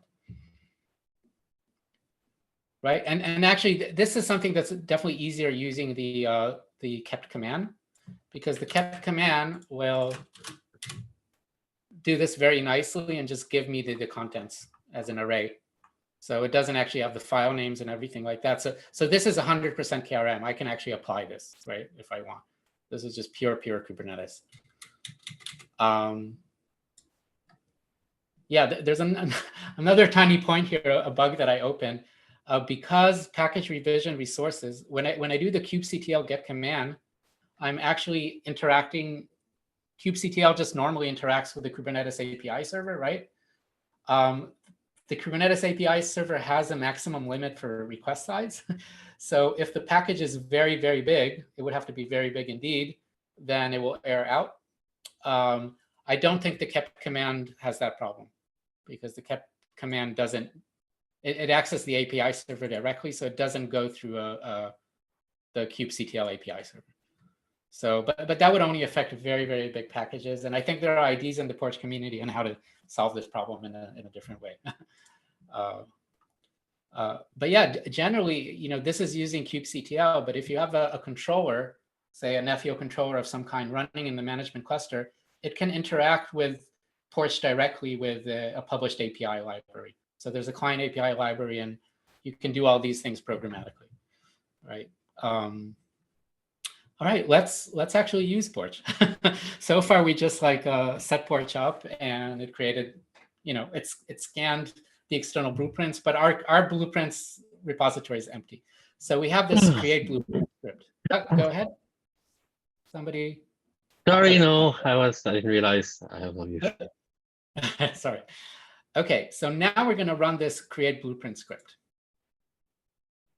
And it's not very long. So what it's going to do is we are going to use the kept command to create a new package. So that's our package init. We're going to call it network function. We have to tell it which repository to go into. So it's going to be our blueprints repository. That's the repository CR that we created. The workspace is, at this point, this is going to turn into the revision, but at this early space, we're just creating a draft, so we don't have any tags. So we're calling it a workspace, right? Because we're still working. It's going to create this package in what's called draft mode, which is the most basic way to create a package. A draft package is just created. It's not published. It shouldn't be accessed in any other way, right? But this is the first step in the life cycle of a package, creating it as a draft. I'm putting it in this namespace, right? Because this is actually creating a CR for me. This will create a package revision CR. And yeah, we can run this step by step. So you know what, I'm gonna just copy it and paste this because I want to kind of go one step at a time. I mean, you can run this whole script, create blueprint if you want, but I just want to kind of do this. So I think the Git blueprints repository is just called blueprints. Let me just verify that I'm not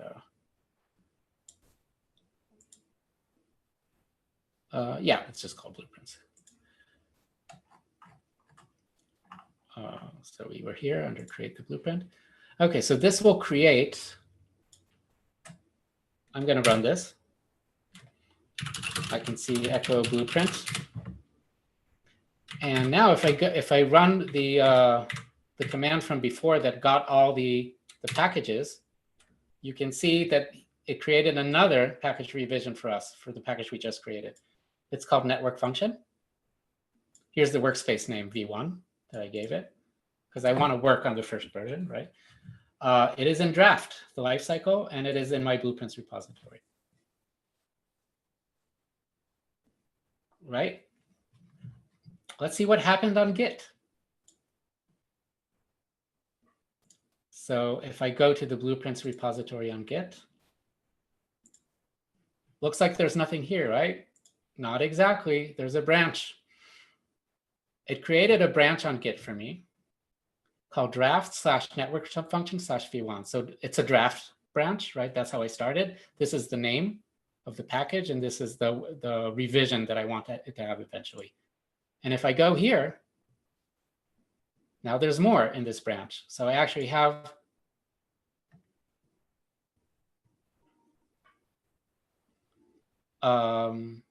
Yeah, so what it did, it created a draft. So Porch created all of this, right? It created a kept file, which this is kind of metadata. It's more than metadata, but let's right now call it metadata about the package itself. And we have a README that created for me, tells you how to use it. And it created a package context.yaml, which just has a config map. So it really, this is just a template that every draft package gets, right? Now we can work, directly with Git to edit this package, mutate it, do whatever we want to it really on this branch, right? We can build on this current template that it created, or we can overwrite this with something entirely different. It's kind of up to us. So it just created some content just to give it something already there. So that was actually one of the biggest things we've seen so far, right? Because I created a CR, and magically it created a Git commit for me, right, on a branch, right? This is the heavy lifting that Porch does, right? So far we were just doing a one-way street showing how it creates resources by scanning the repositories, but now we actually made a change to the repository. So that's why it was also important that we had to give it credentials, like that secret for authorization, so it can actually make commits on this repository. It needs permissions on Git, of course, to commit to there.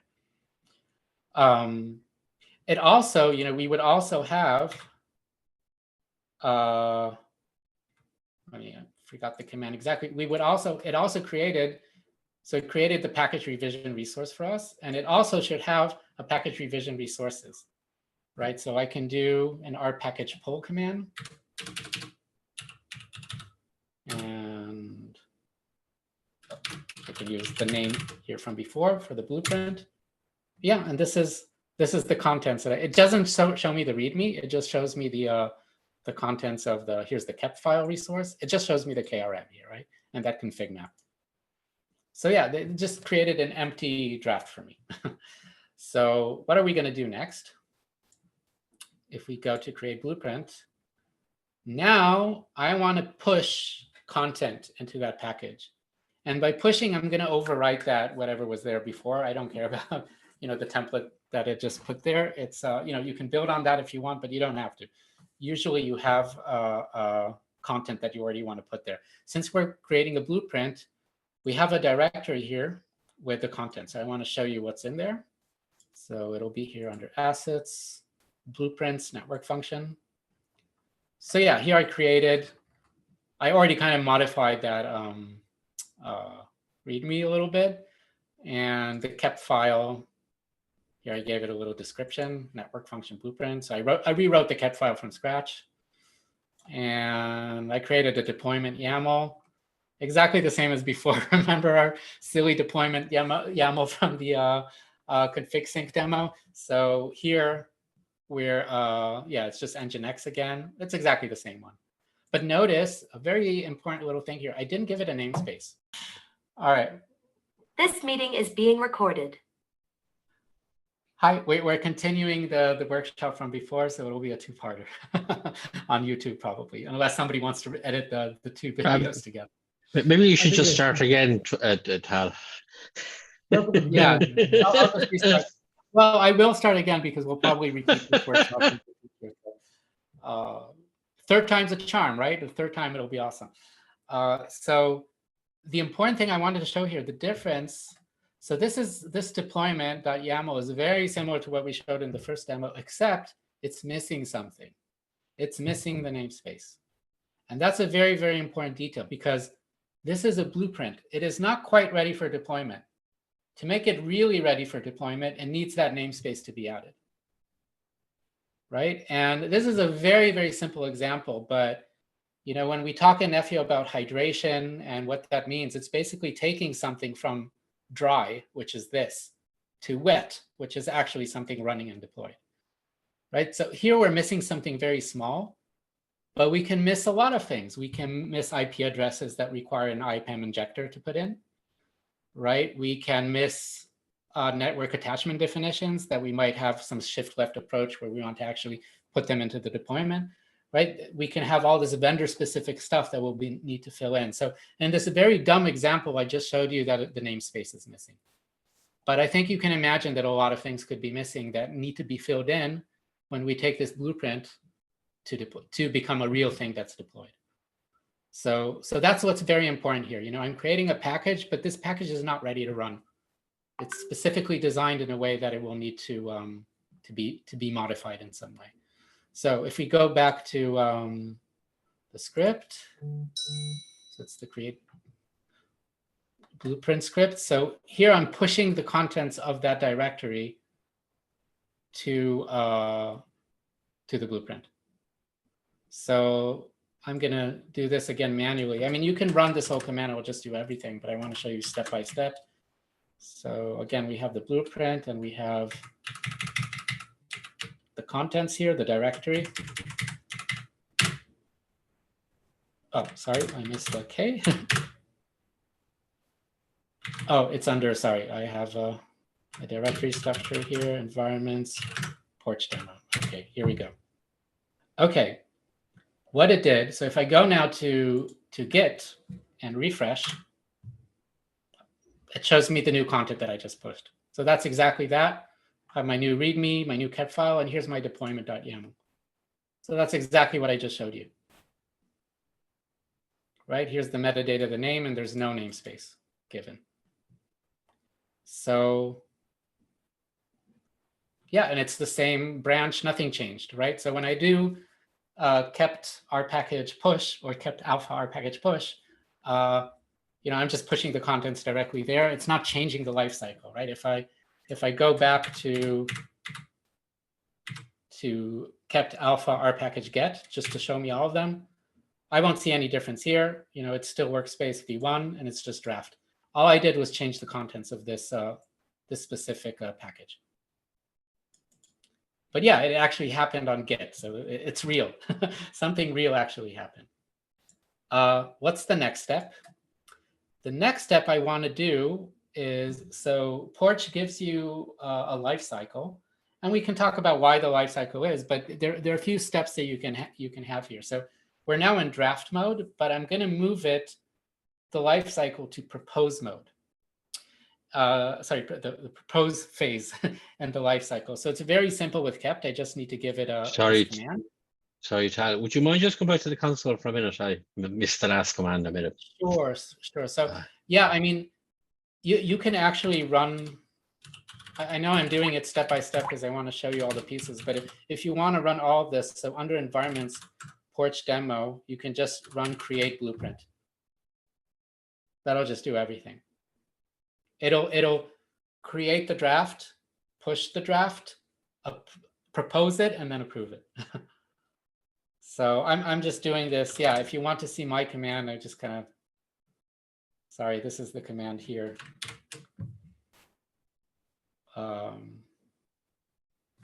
Let me post it to the chat as well if you want to follow this extremely directly.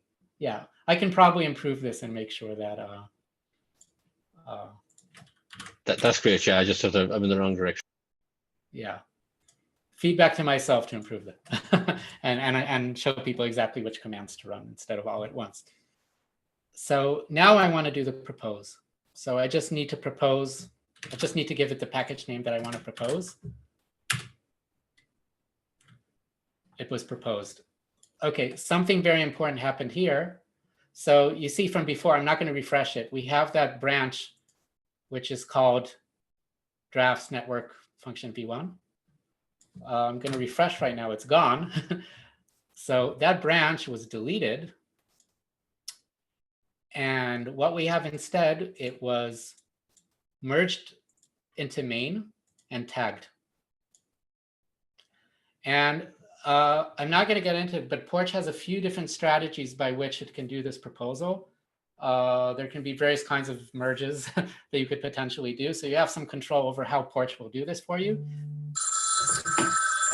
I apologize. Let me turn off my phone. So, but the default is to do that. It took my branch, merged it, and tagged it. Notice that the tag right now is proposed. right? Before it was a branch called draft.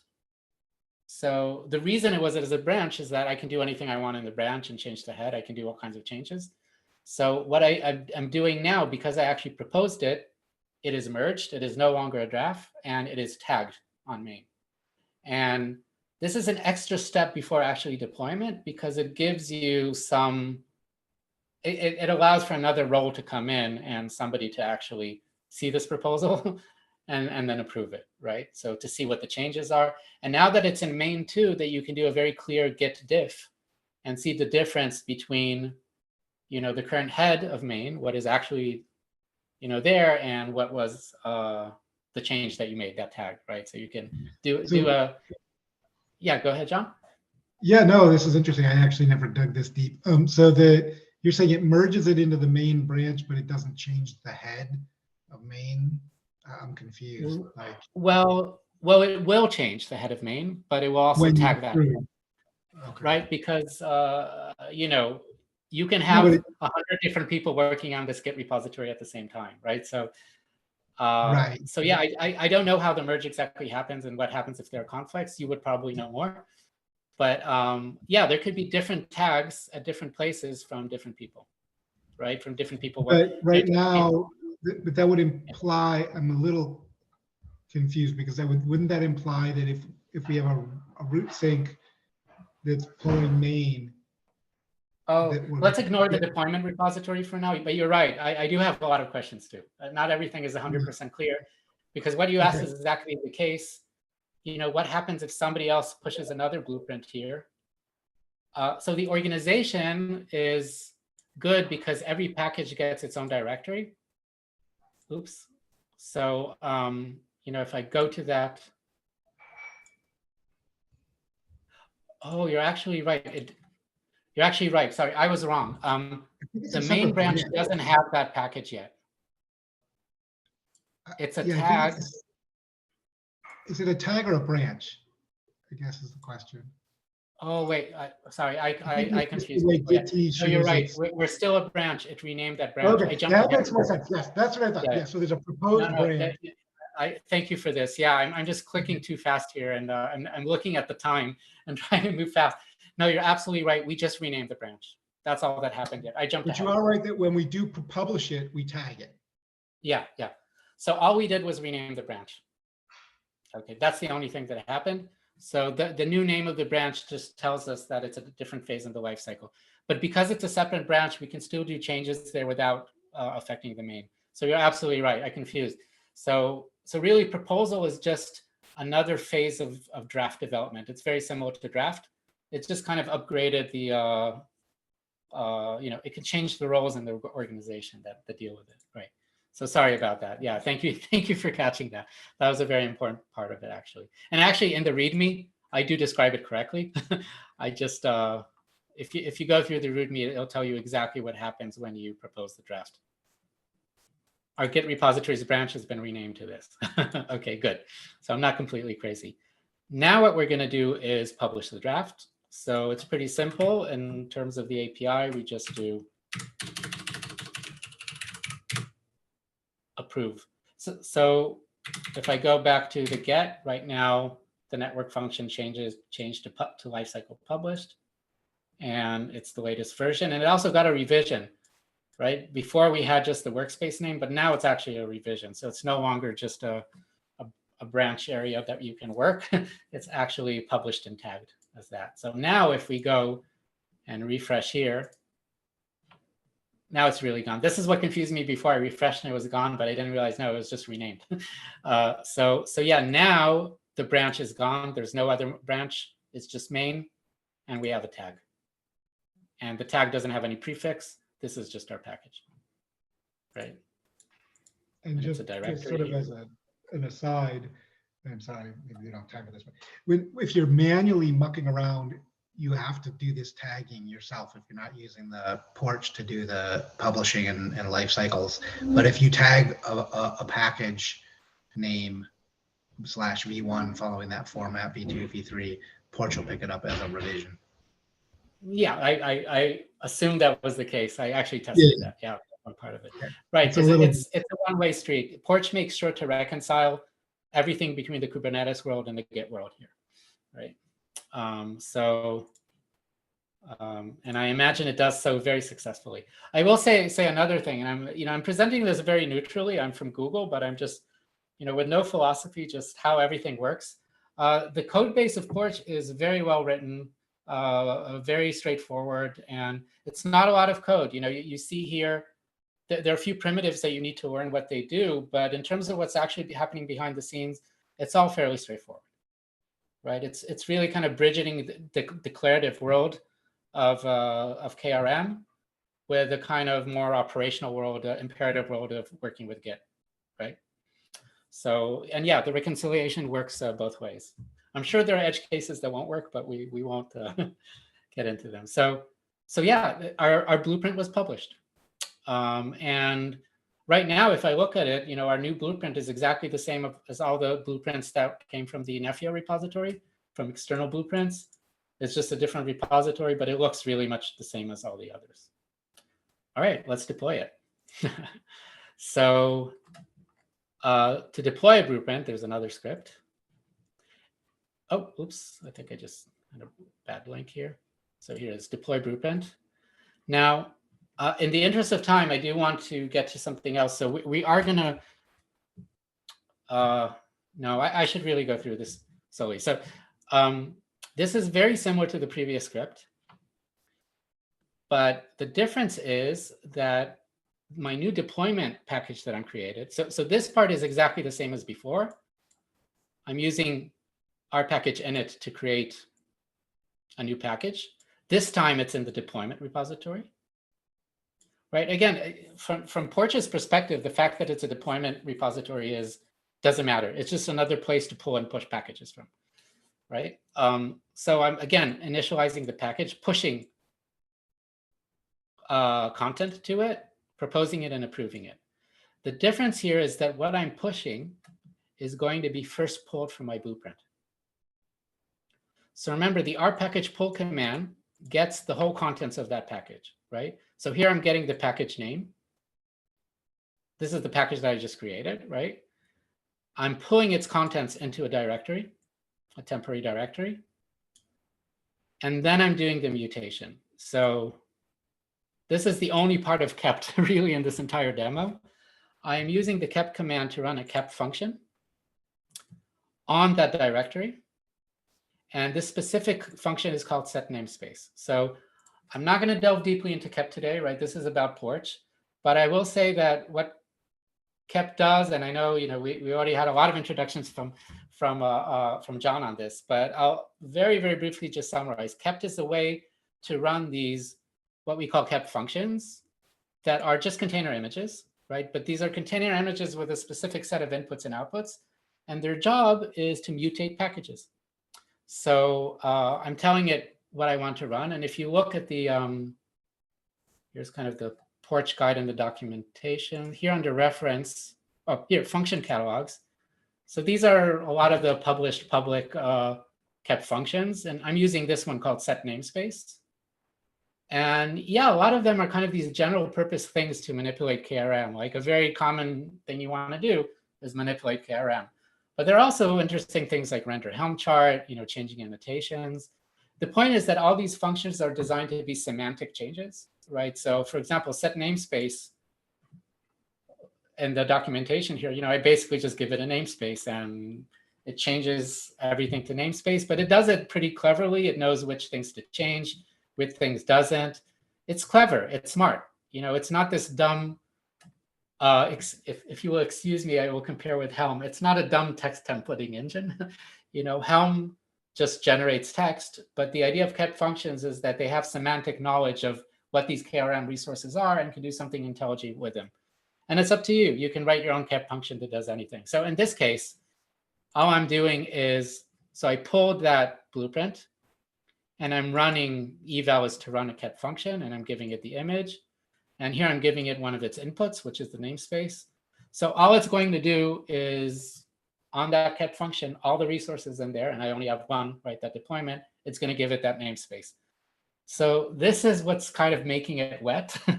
This is a very, very trivial hydration, but I took something that's a blueprint that's missing information, and giving it what it needs, the information it needs in order to be deployable.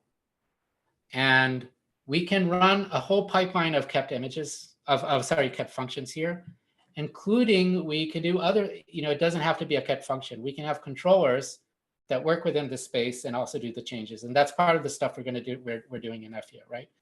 We could also do manual edits, right? It doesn't have to be. Exactly. File. Yeah. Yeah, you can work with Git directly. You can work with package revision resources, right? You can change that. So, yeah, here though, I am noting. So, Tal, yeah, I have a question whenever you're done with the thought. Yeah. No, good. You can interrupt me. I'm good. So ahead, I was under the impression, I obviously, most likely I'm wrong here. My understanding was you could directly, using the purge command or package, you could directly clone from upstream repository to a downstream repository. Yeah, and then it will automatically run the KPD functions when you propose it. Yeah. So thank you for that. Yeah, I was going to talk about it a bit later, but I can talk about it now. So this is the imperative way of using kept, so you can run individual functions. But there's also a declarative way of using kept functions where in that kept file, you can actually give it a pipeline for validation, for mutation. And then when you clone, you're absolutely right, you can render them that way. But the reason I did this locally here, because I did want to show, so let's say you want to have a kept function that does something for a very specific free5GC UPF, does some change that's very specific to that. It's not a general change. And you package that as a kept function, but maybe it needs to interact with other systems and other places. So the thing is, the place where Porch runs these kept functions, these declarative kept functions, is its own kind of kept function runner environment. Right, so that environment is very specific to that. So, but yeah, you do have a way to do it declaratively, but I think in Nefio so far, I don't think we actually have done that. We could, and we can mix and match. We can do things like basic validation in the kept pipeline, but if we have some sort of controller running from a vendor that wants to do the changes, then it's not running in that kept pipeline runner environment. It's going to be running on the management cluster in its own place. So I try to show here that, yeah, but anything works, to John's point as well, you can work directly with Git as well. Well, we do both, actually. We do use the declarative pipeline for some things, like once. Yeah, for some things.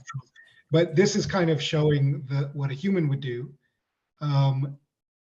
where we would insert potentially a controller, like Tal is saying, like, if we weren't setting the namespace, but we're going out and we went to a spreadsheet and we picked an IP off the spreadsheet and we filled it in and then we copied it into the right place, like that's the equivalent of our IPAM, right?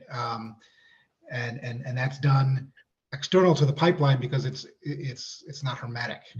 It's not like in its own little closed world. It's having to reach out to the outside world. But both, we'll do both. Right. And yeah, this is via user commands at the command line, but there are Porch API equivalents to this. So if you create a controller, it can call the Porch API directly to do this pull and mutation and push as well, right? So you don't have to actually interact with Git, right? I guess this is a bit like your find exec, if you like, in the Linux equivalent.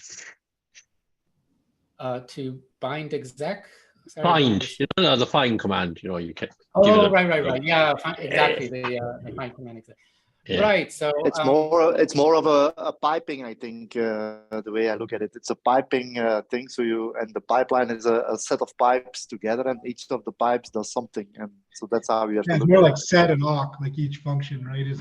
You could run set, you could run awk. Right. You know what? I will give you a quick look of just how it looks. I think it's under here.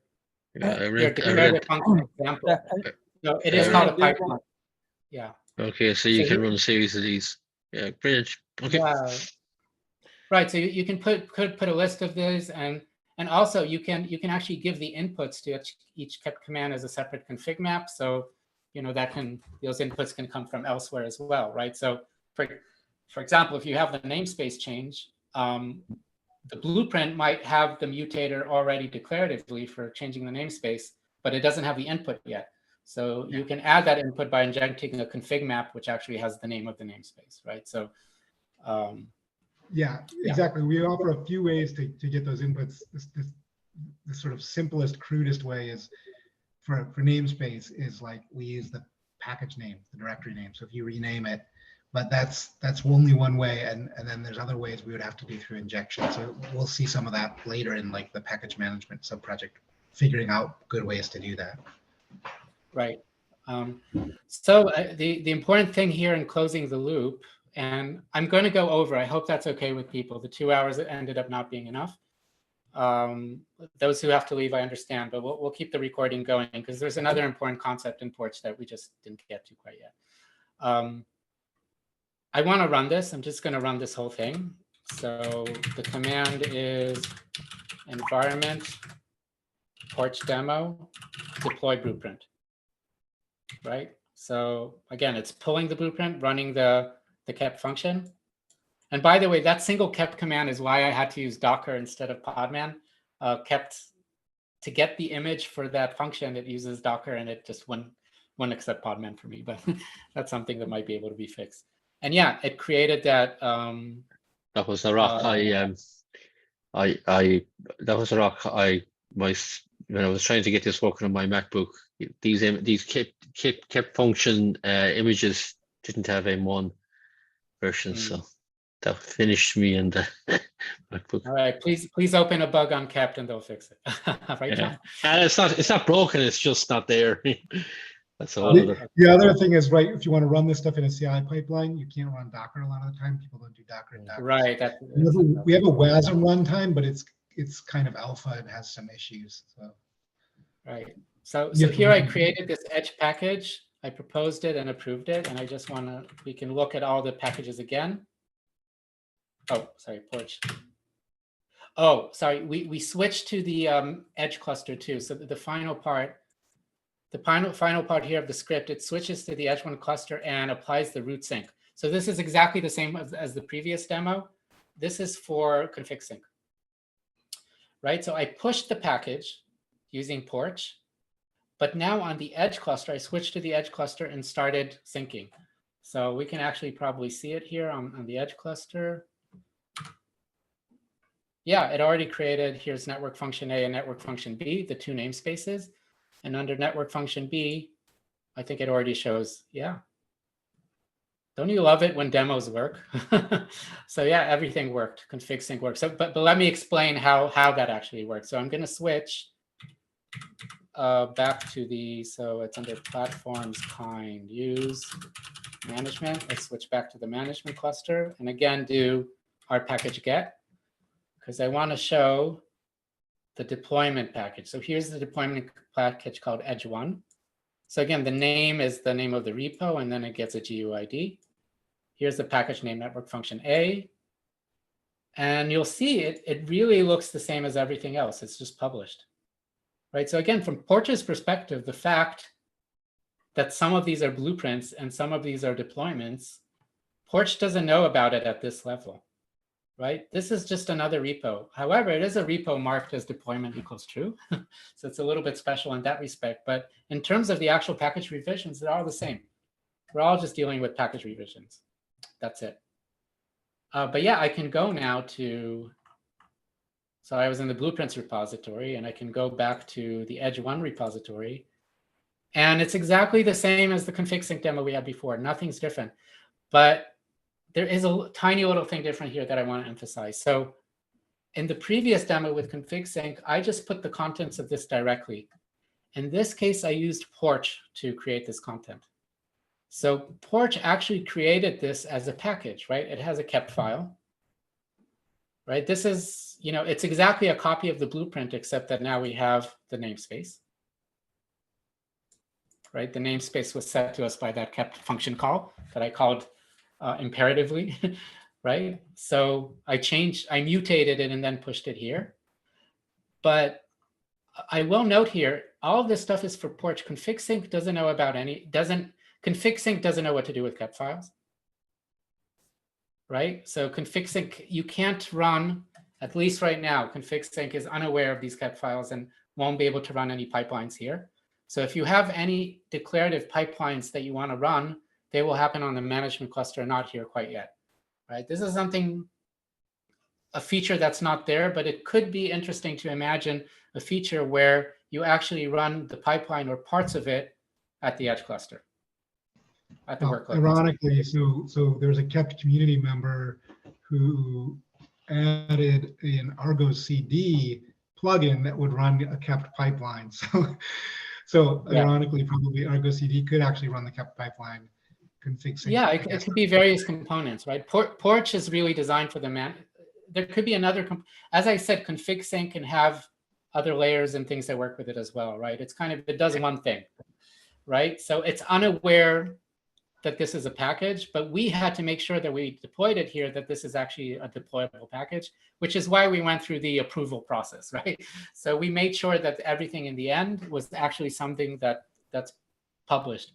But it's very important to understand that the differences are semantic to us. The difference between a blueprint or a deployment package is one is dry and one is wet, but it's kind of up to us to understand that this is the wet one, right? That it has the namespace.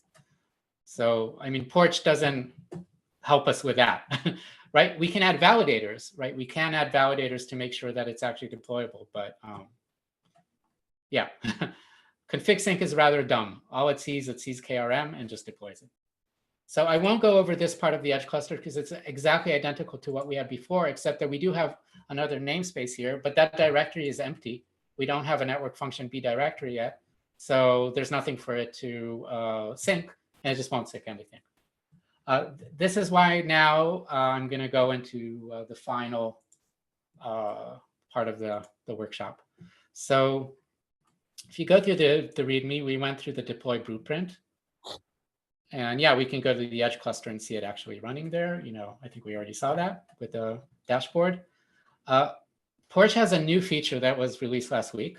Well, new to us. It's been in development for a bit, which is called variants. I want to go over this aspect too, because it's very important to Nephew R1. So I'm going to switch. So actually, let's look at the script too. We're actually going to deploy a new CR.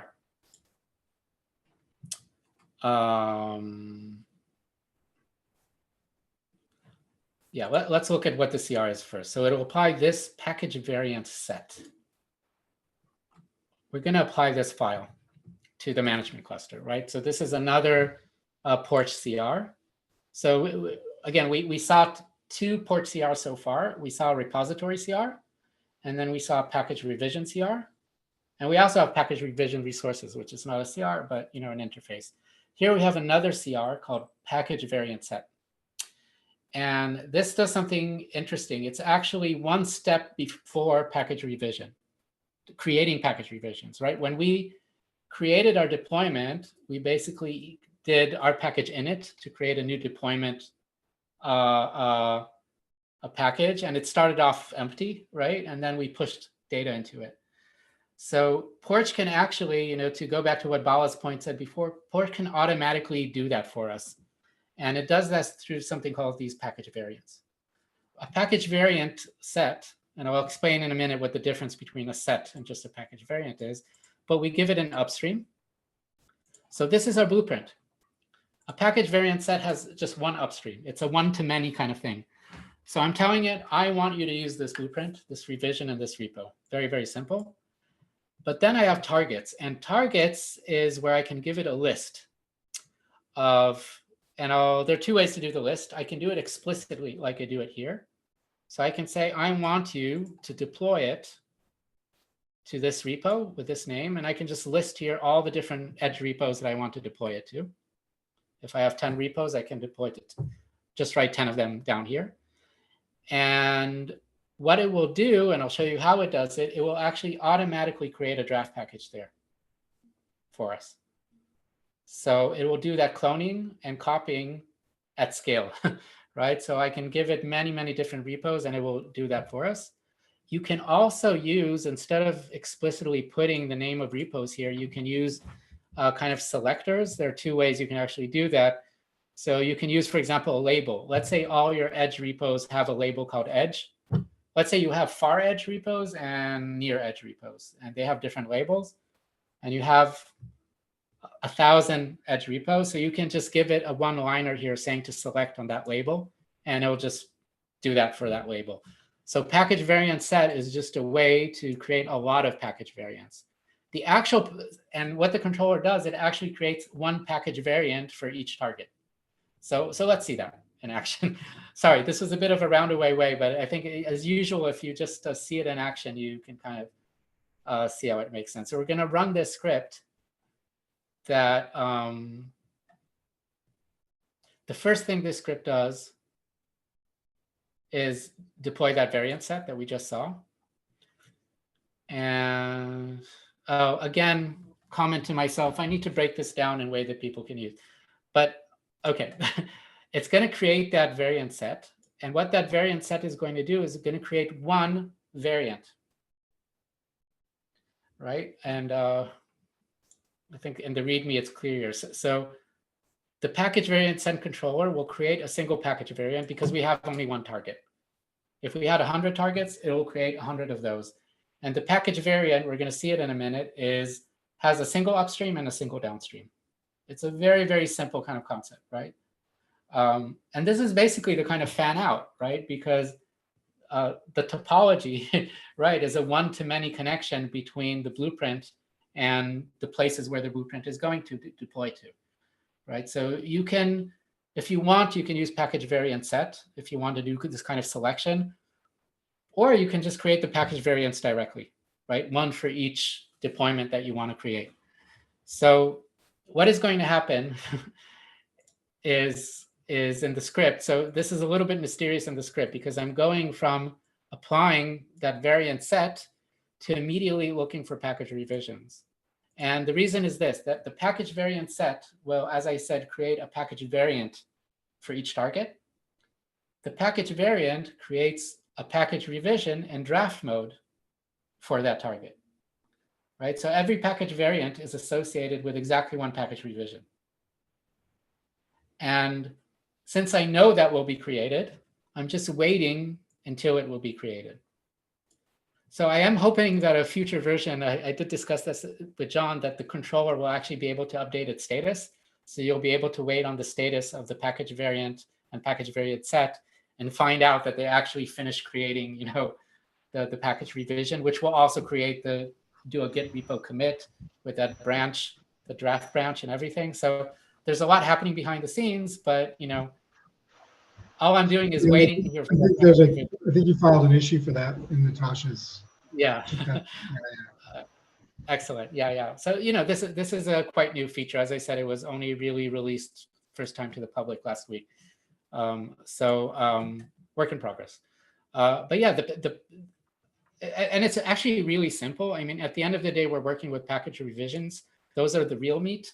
This is just adds a little level of automation where it can automatically create these package revisions for us at scale, you know, based on blueprint. So it's kind of like our topology, right? So we basically, the early versions of Nefio, we had, right, this NF topology that we basically said per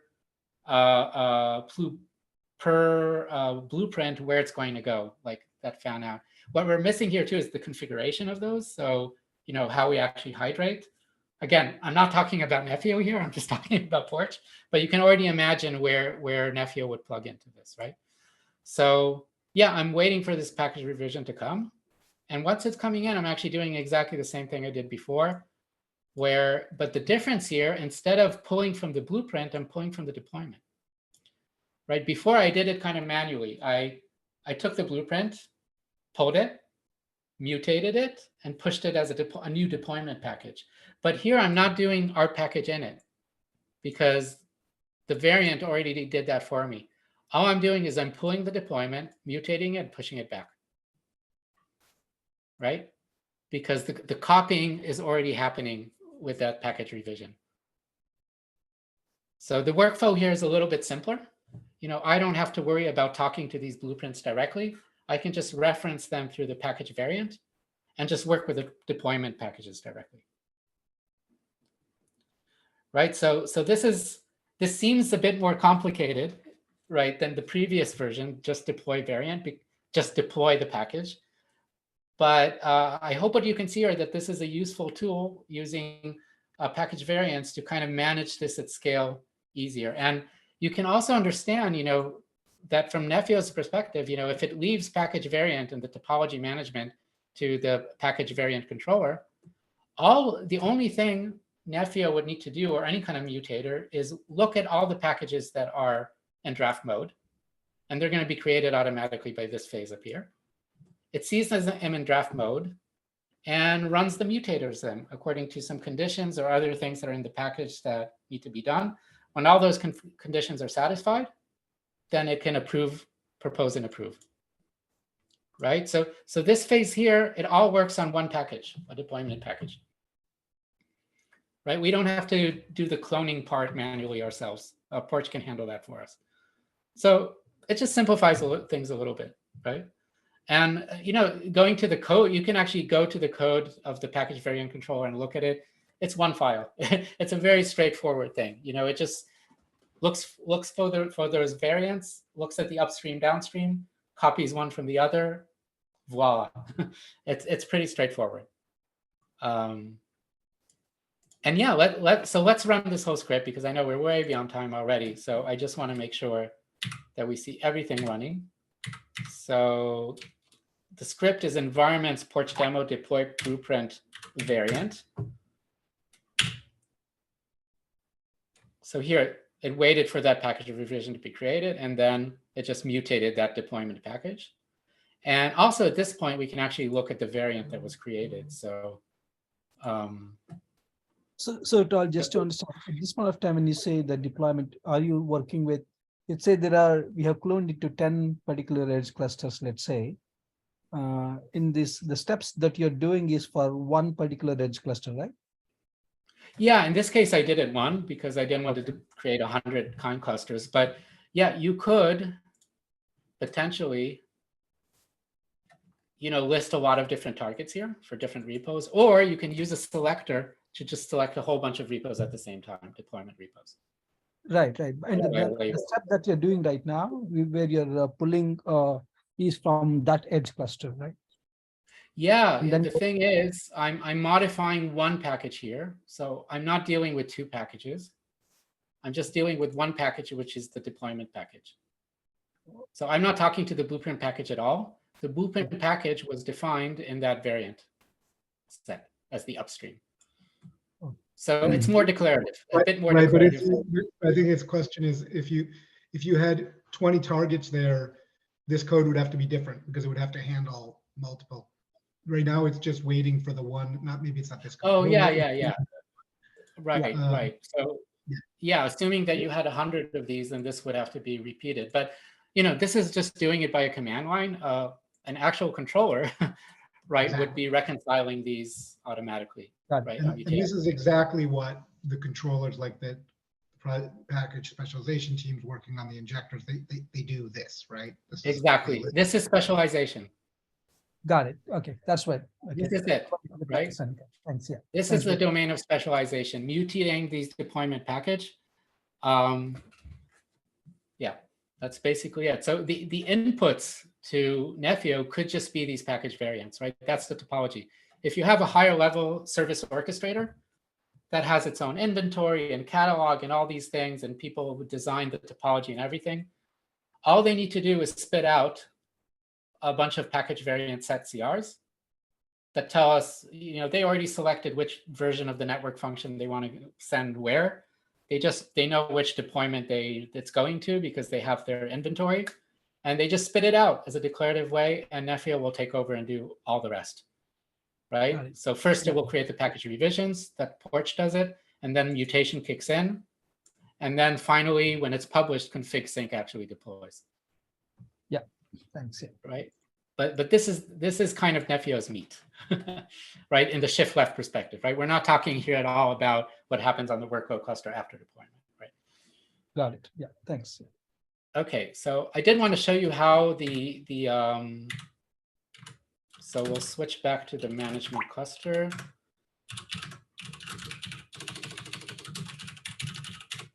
And I wanted to show you that we can actually look at those package variant set CRs. So it's under, I think, network function. Oh, no, we called it porch demo. Yeah. So yeah, this is the CR we created before. Here, let me, oops.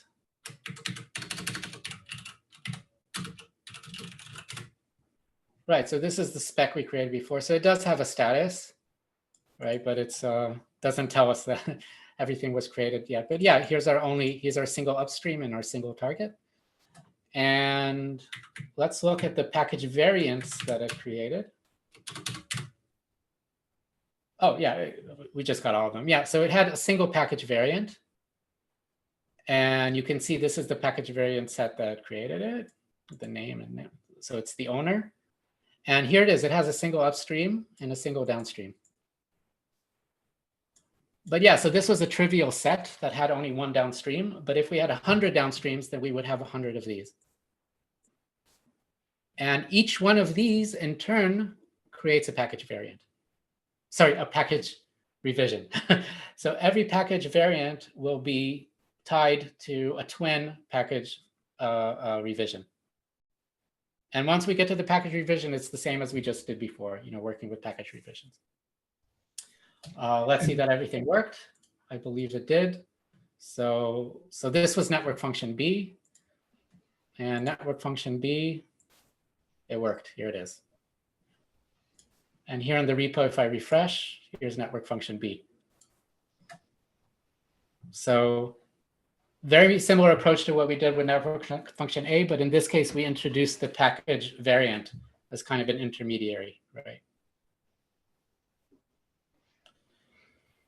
Okay. So just as a sort of aside, I don't know if I'm detracting, Taylor, I know we're over time, but so the other thing to think about is like in your package variant set, your upstream was a specific revision. Now, if you create a new upstream, a new revision of that upstream, and you change the package variant set, this whole declarative infrastructure will propose new drafts. So suppose that you had published all of those other ones. So it'll propose new drafts. So you actually, it's not a one-to-one package variant to package revision. You'll have a package variant, you'll have the published version, Oh, yeah. and then you'll have a draft for the new one, and once that's approved. So but that's how this assists us in the day two process. Well, it could assist us. There are other ways to approach day two, right? Not to change your blueprints, right? This is about maybe changing the upstream. Yeah, like if your vendor upstream, the vendor says, hey, I've got a patch release of my image, right? They're going to update their blueprint. And then you can propagate that all the way down, but you can take those changes on your own time frame. You don't have to take them immediately. It's possible. I think in the telco world that works not a little bit differently, but yeah, anyway, that is a possibility. Yeah, technically that could work. So guys, this is it. This is everything that I wanted to convey. And I will say, there are parts of Porch that I didn't touch on, actually. There are a few other CRs. I really wanted to focus on the primitives that we're using. And just to get you guys comfortable with the terminology and the pieces and actually how they kind of interact with each other. So I know nobody's going to remember all of this, and the video is going to be there. And also the README, if you want to repeat this yourself, the README I try to make as clear as possible. So if you go through the Porch demo README, it really takes you step by step and tells you what happens and gives you some commands to kind of see what happens as you work. So this could be kind of a basis if you want to experiment with certain things, right? And in the future, I do have an idea of actually having a Nefio demo, but where that might be post R1, where we actually have a coherent and complete story, complete narrative. But yeah, thank you for your patience as usual. I'm going to stick around for some questions and answers, but I know we're already 20 minutes almost over time, and it's been a long 2 hours already. So any quick questions, or has everybody fell asleep already? So thank you, Tal, for doing this, and thanks, John, for answering questions. So I have one fundamental questions. So we said that in the config sync case, we could essentially have multiple branches pointing to different edge clusters. If somebody were to use it, obviously when we publish something, when we propose something, it has to merge not with the main, but with that particular branch for that intended for that cluster. How does that work?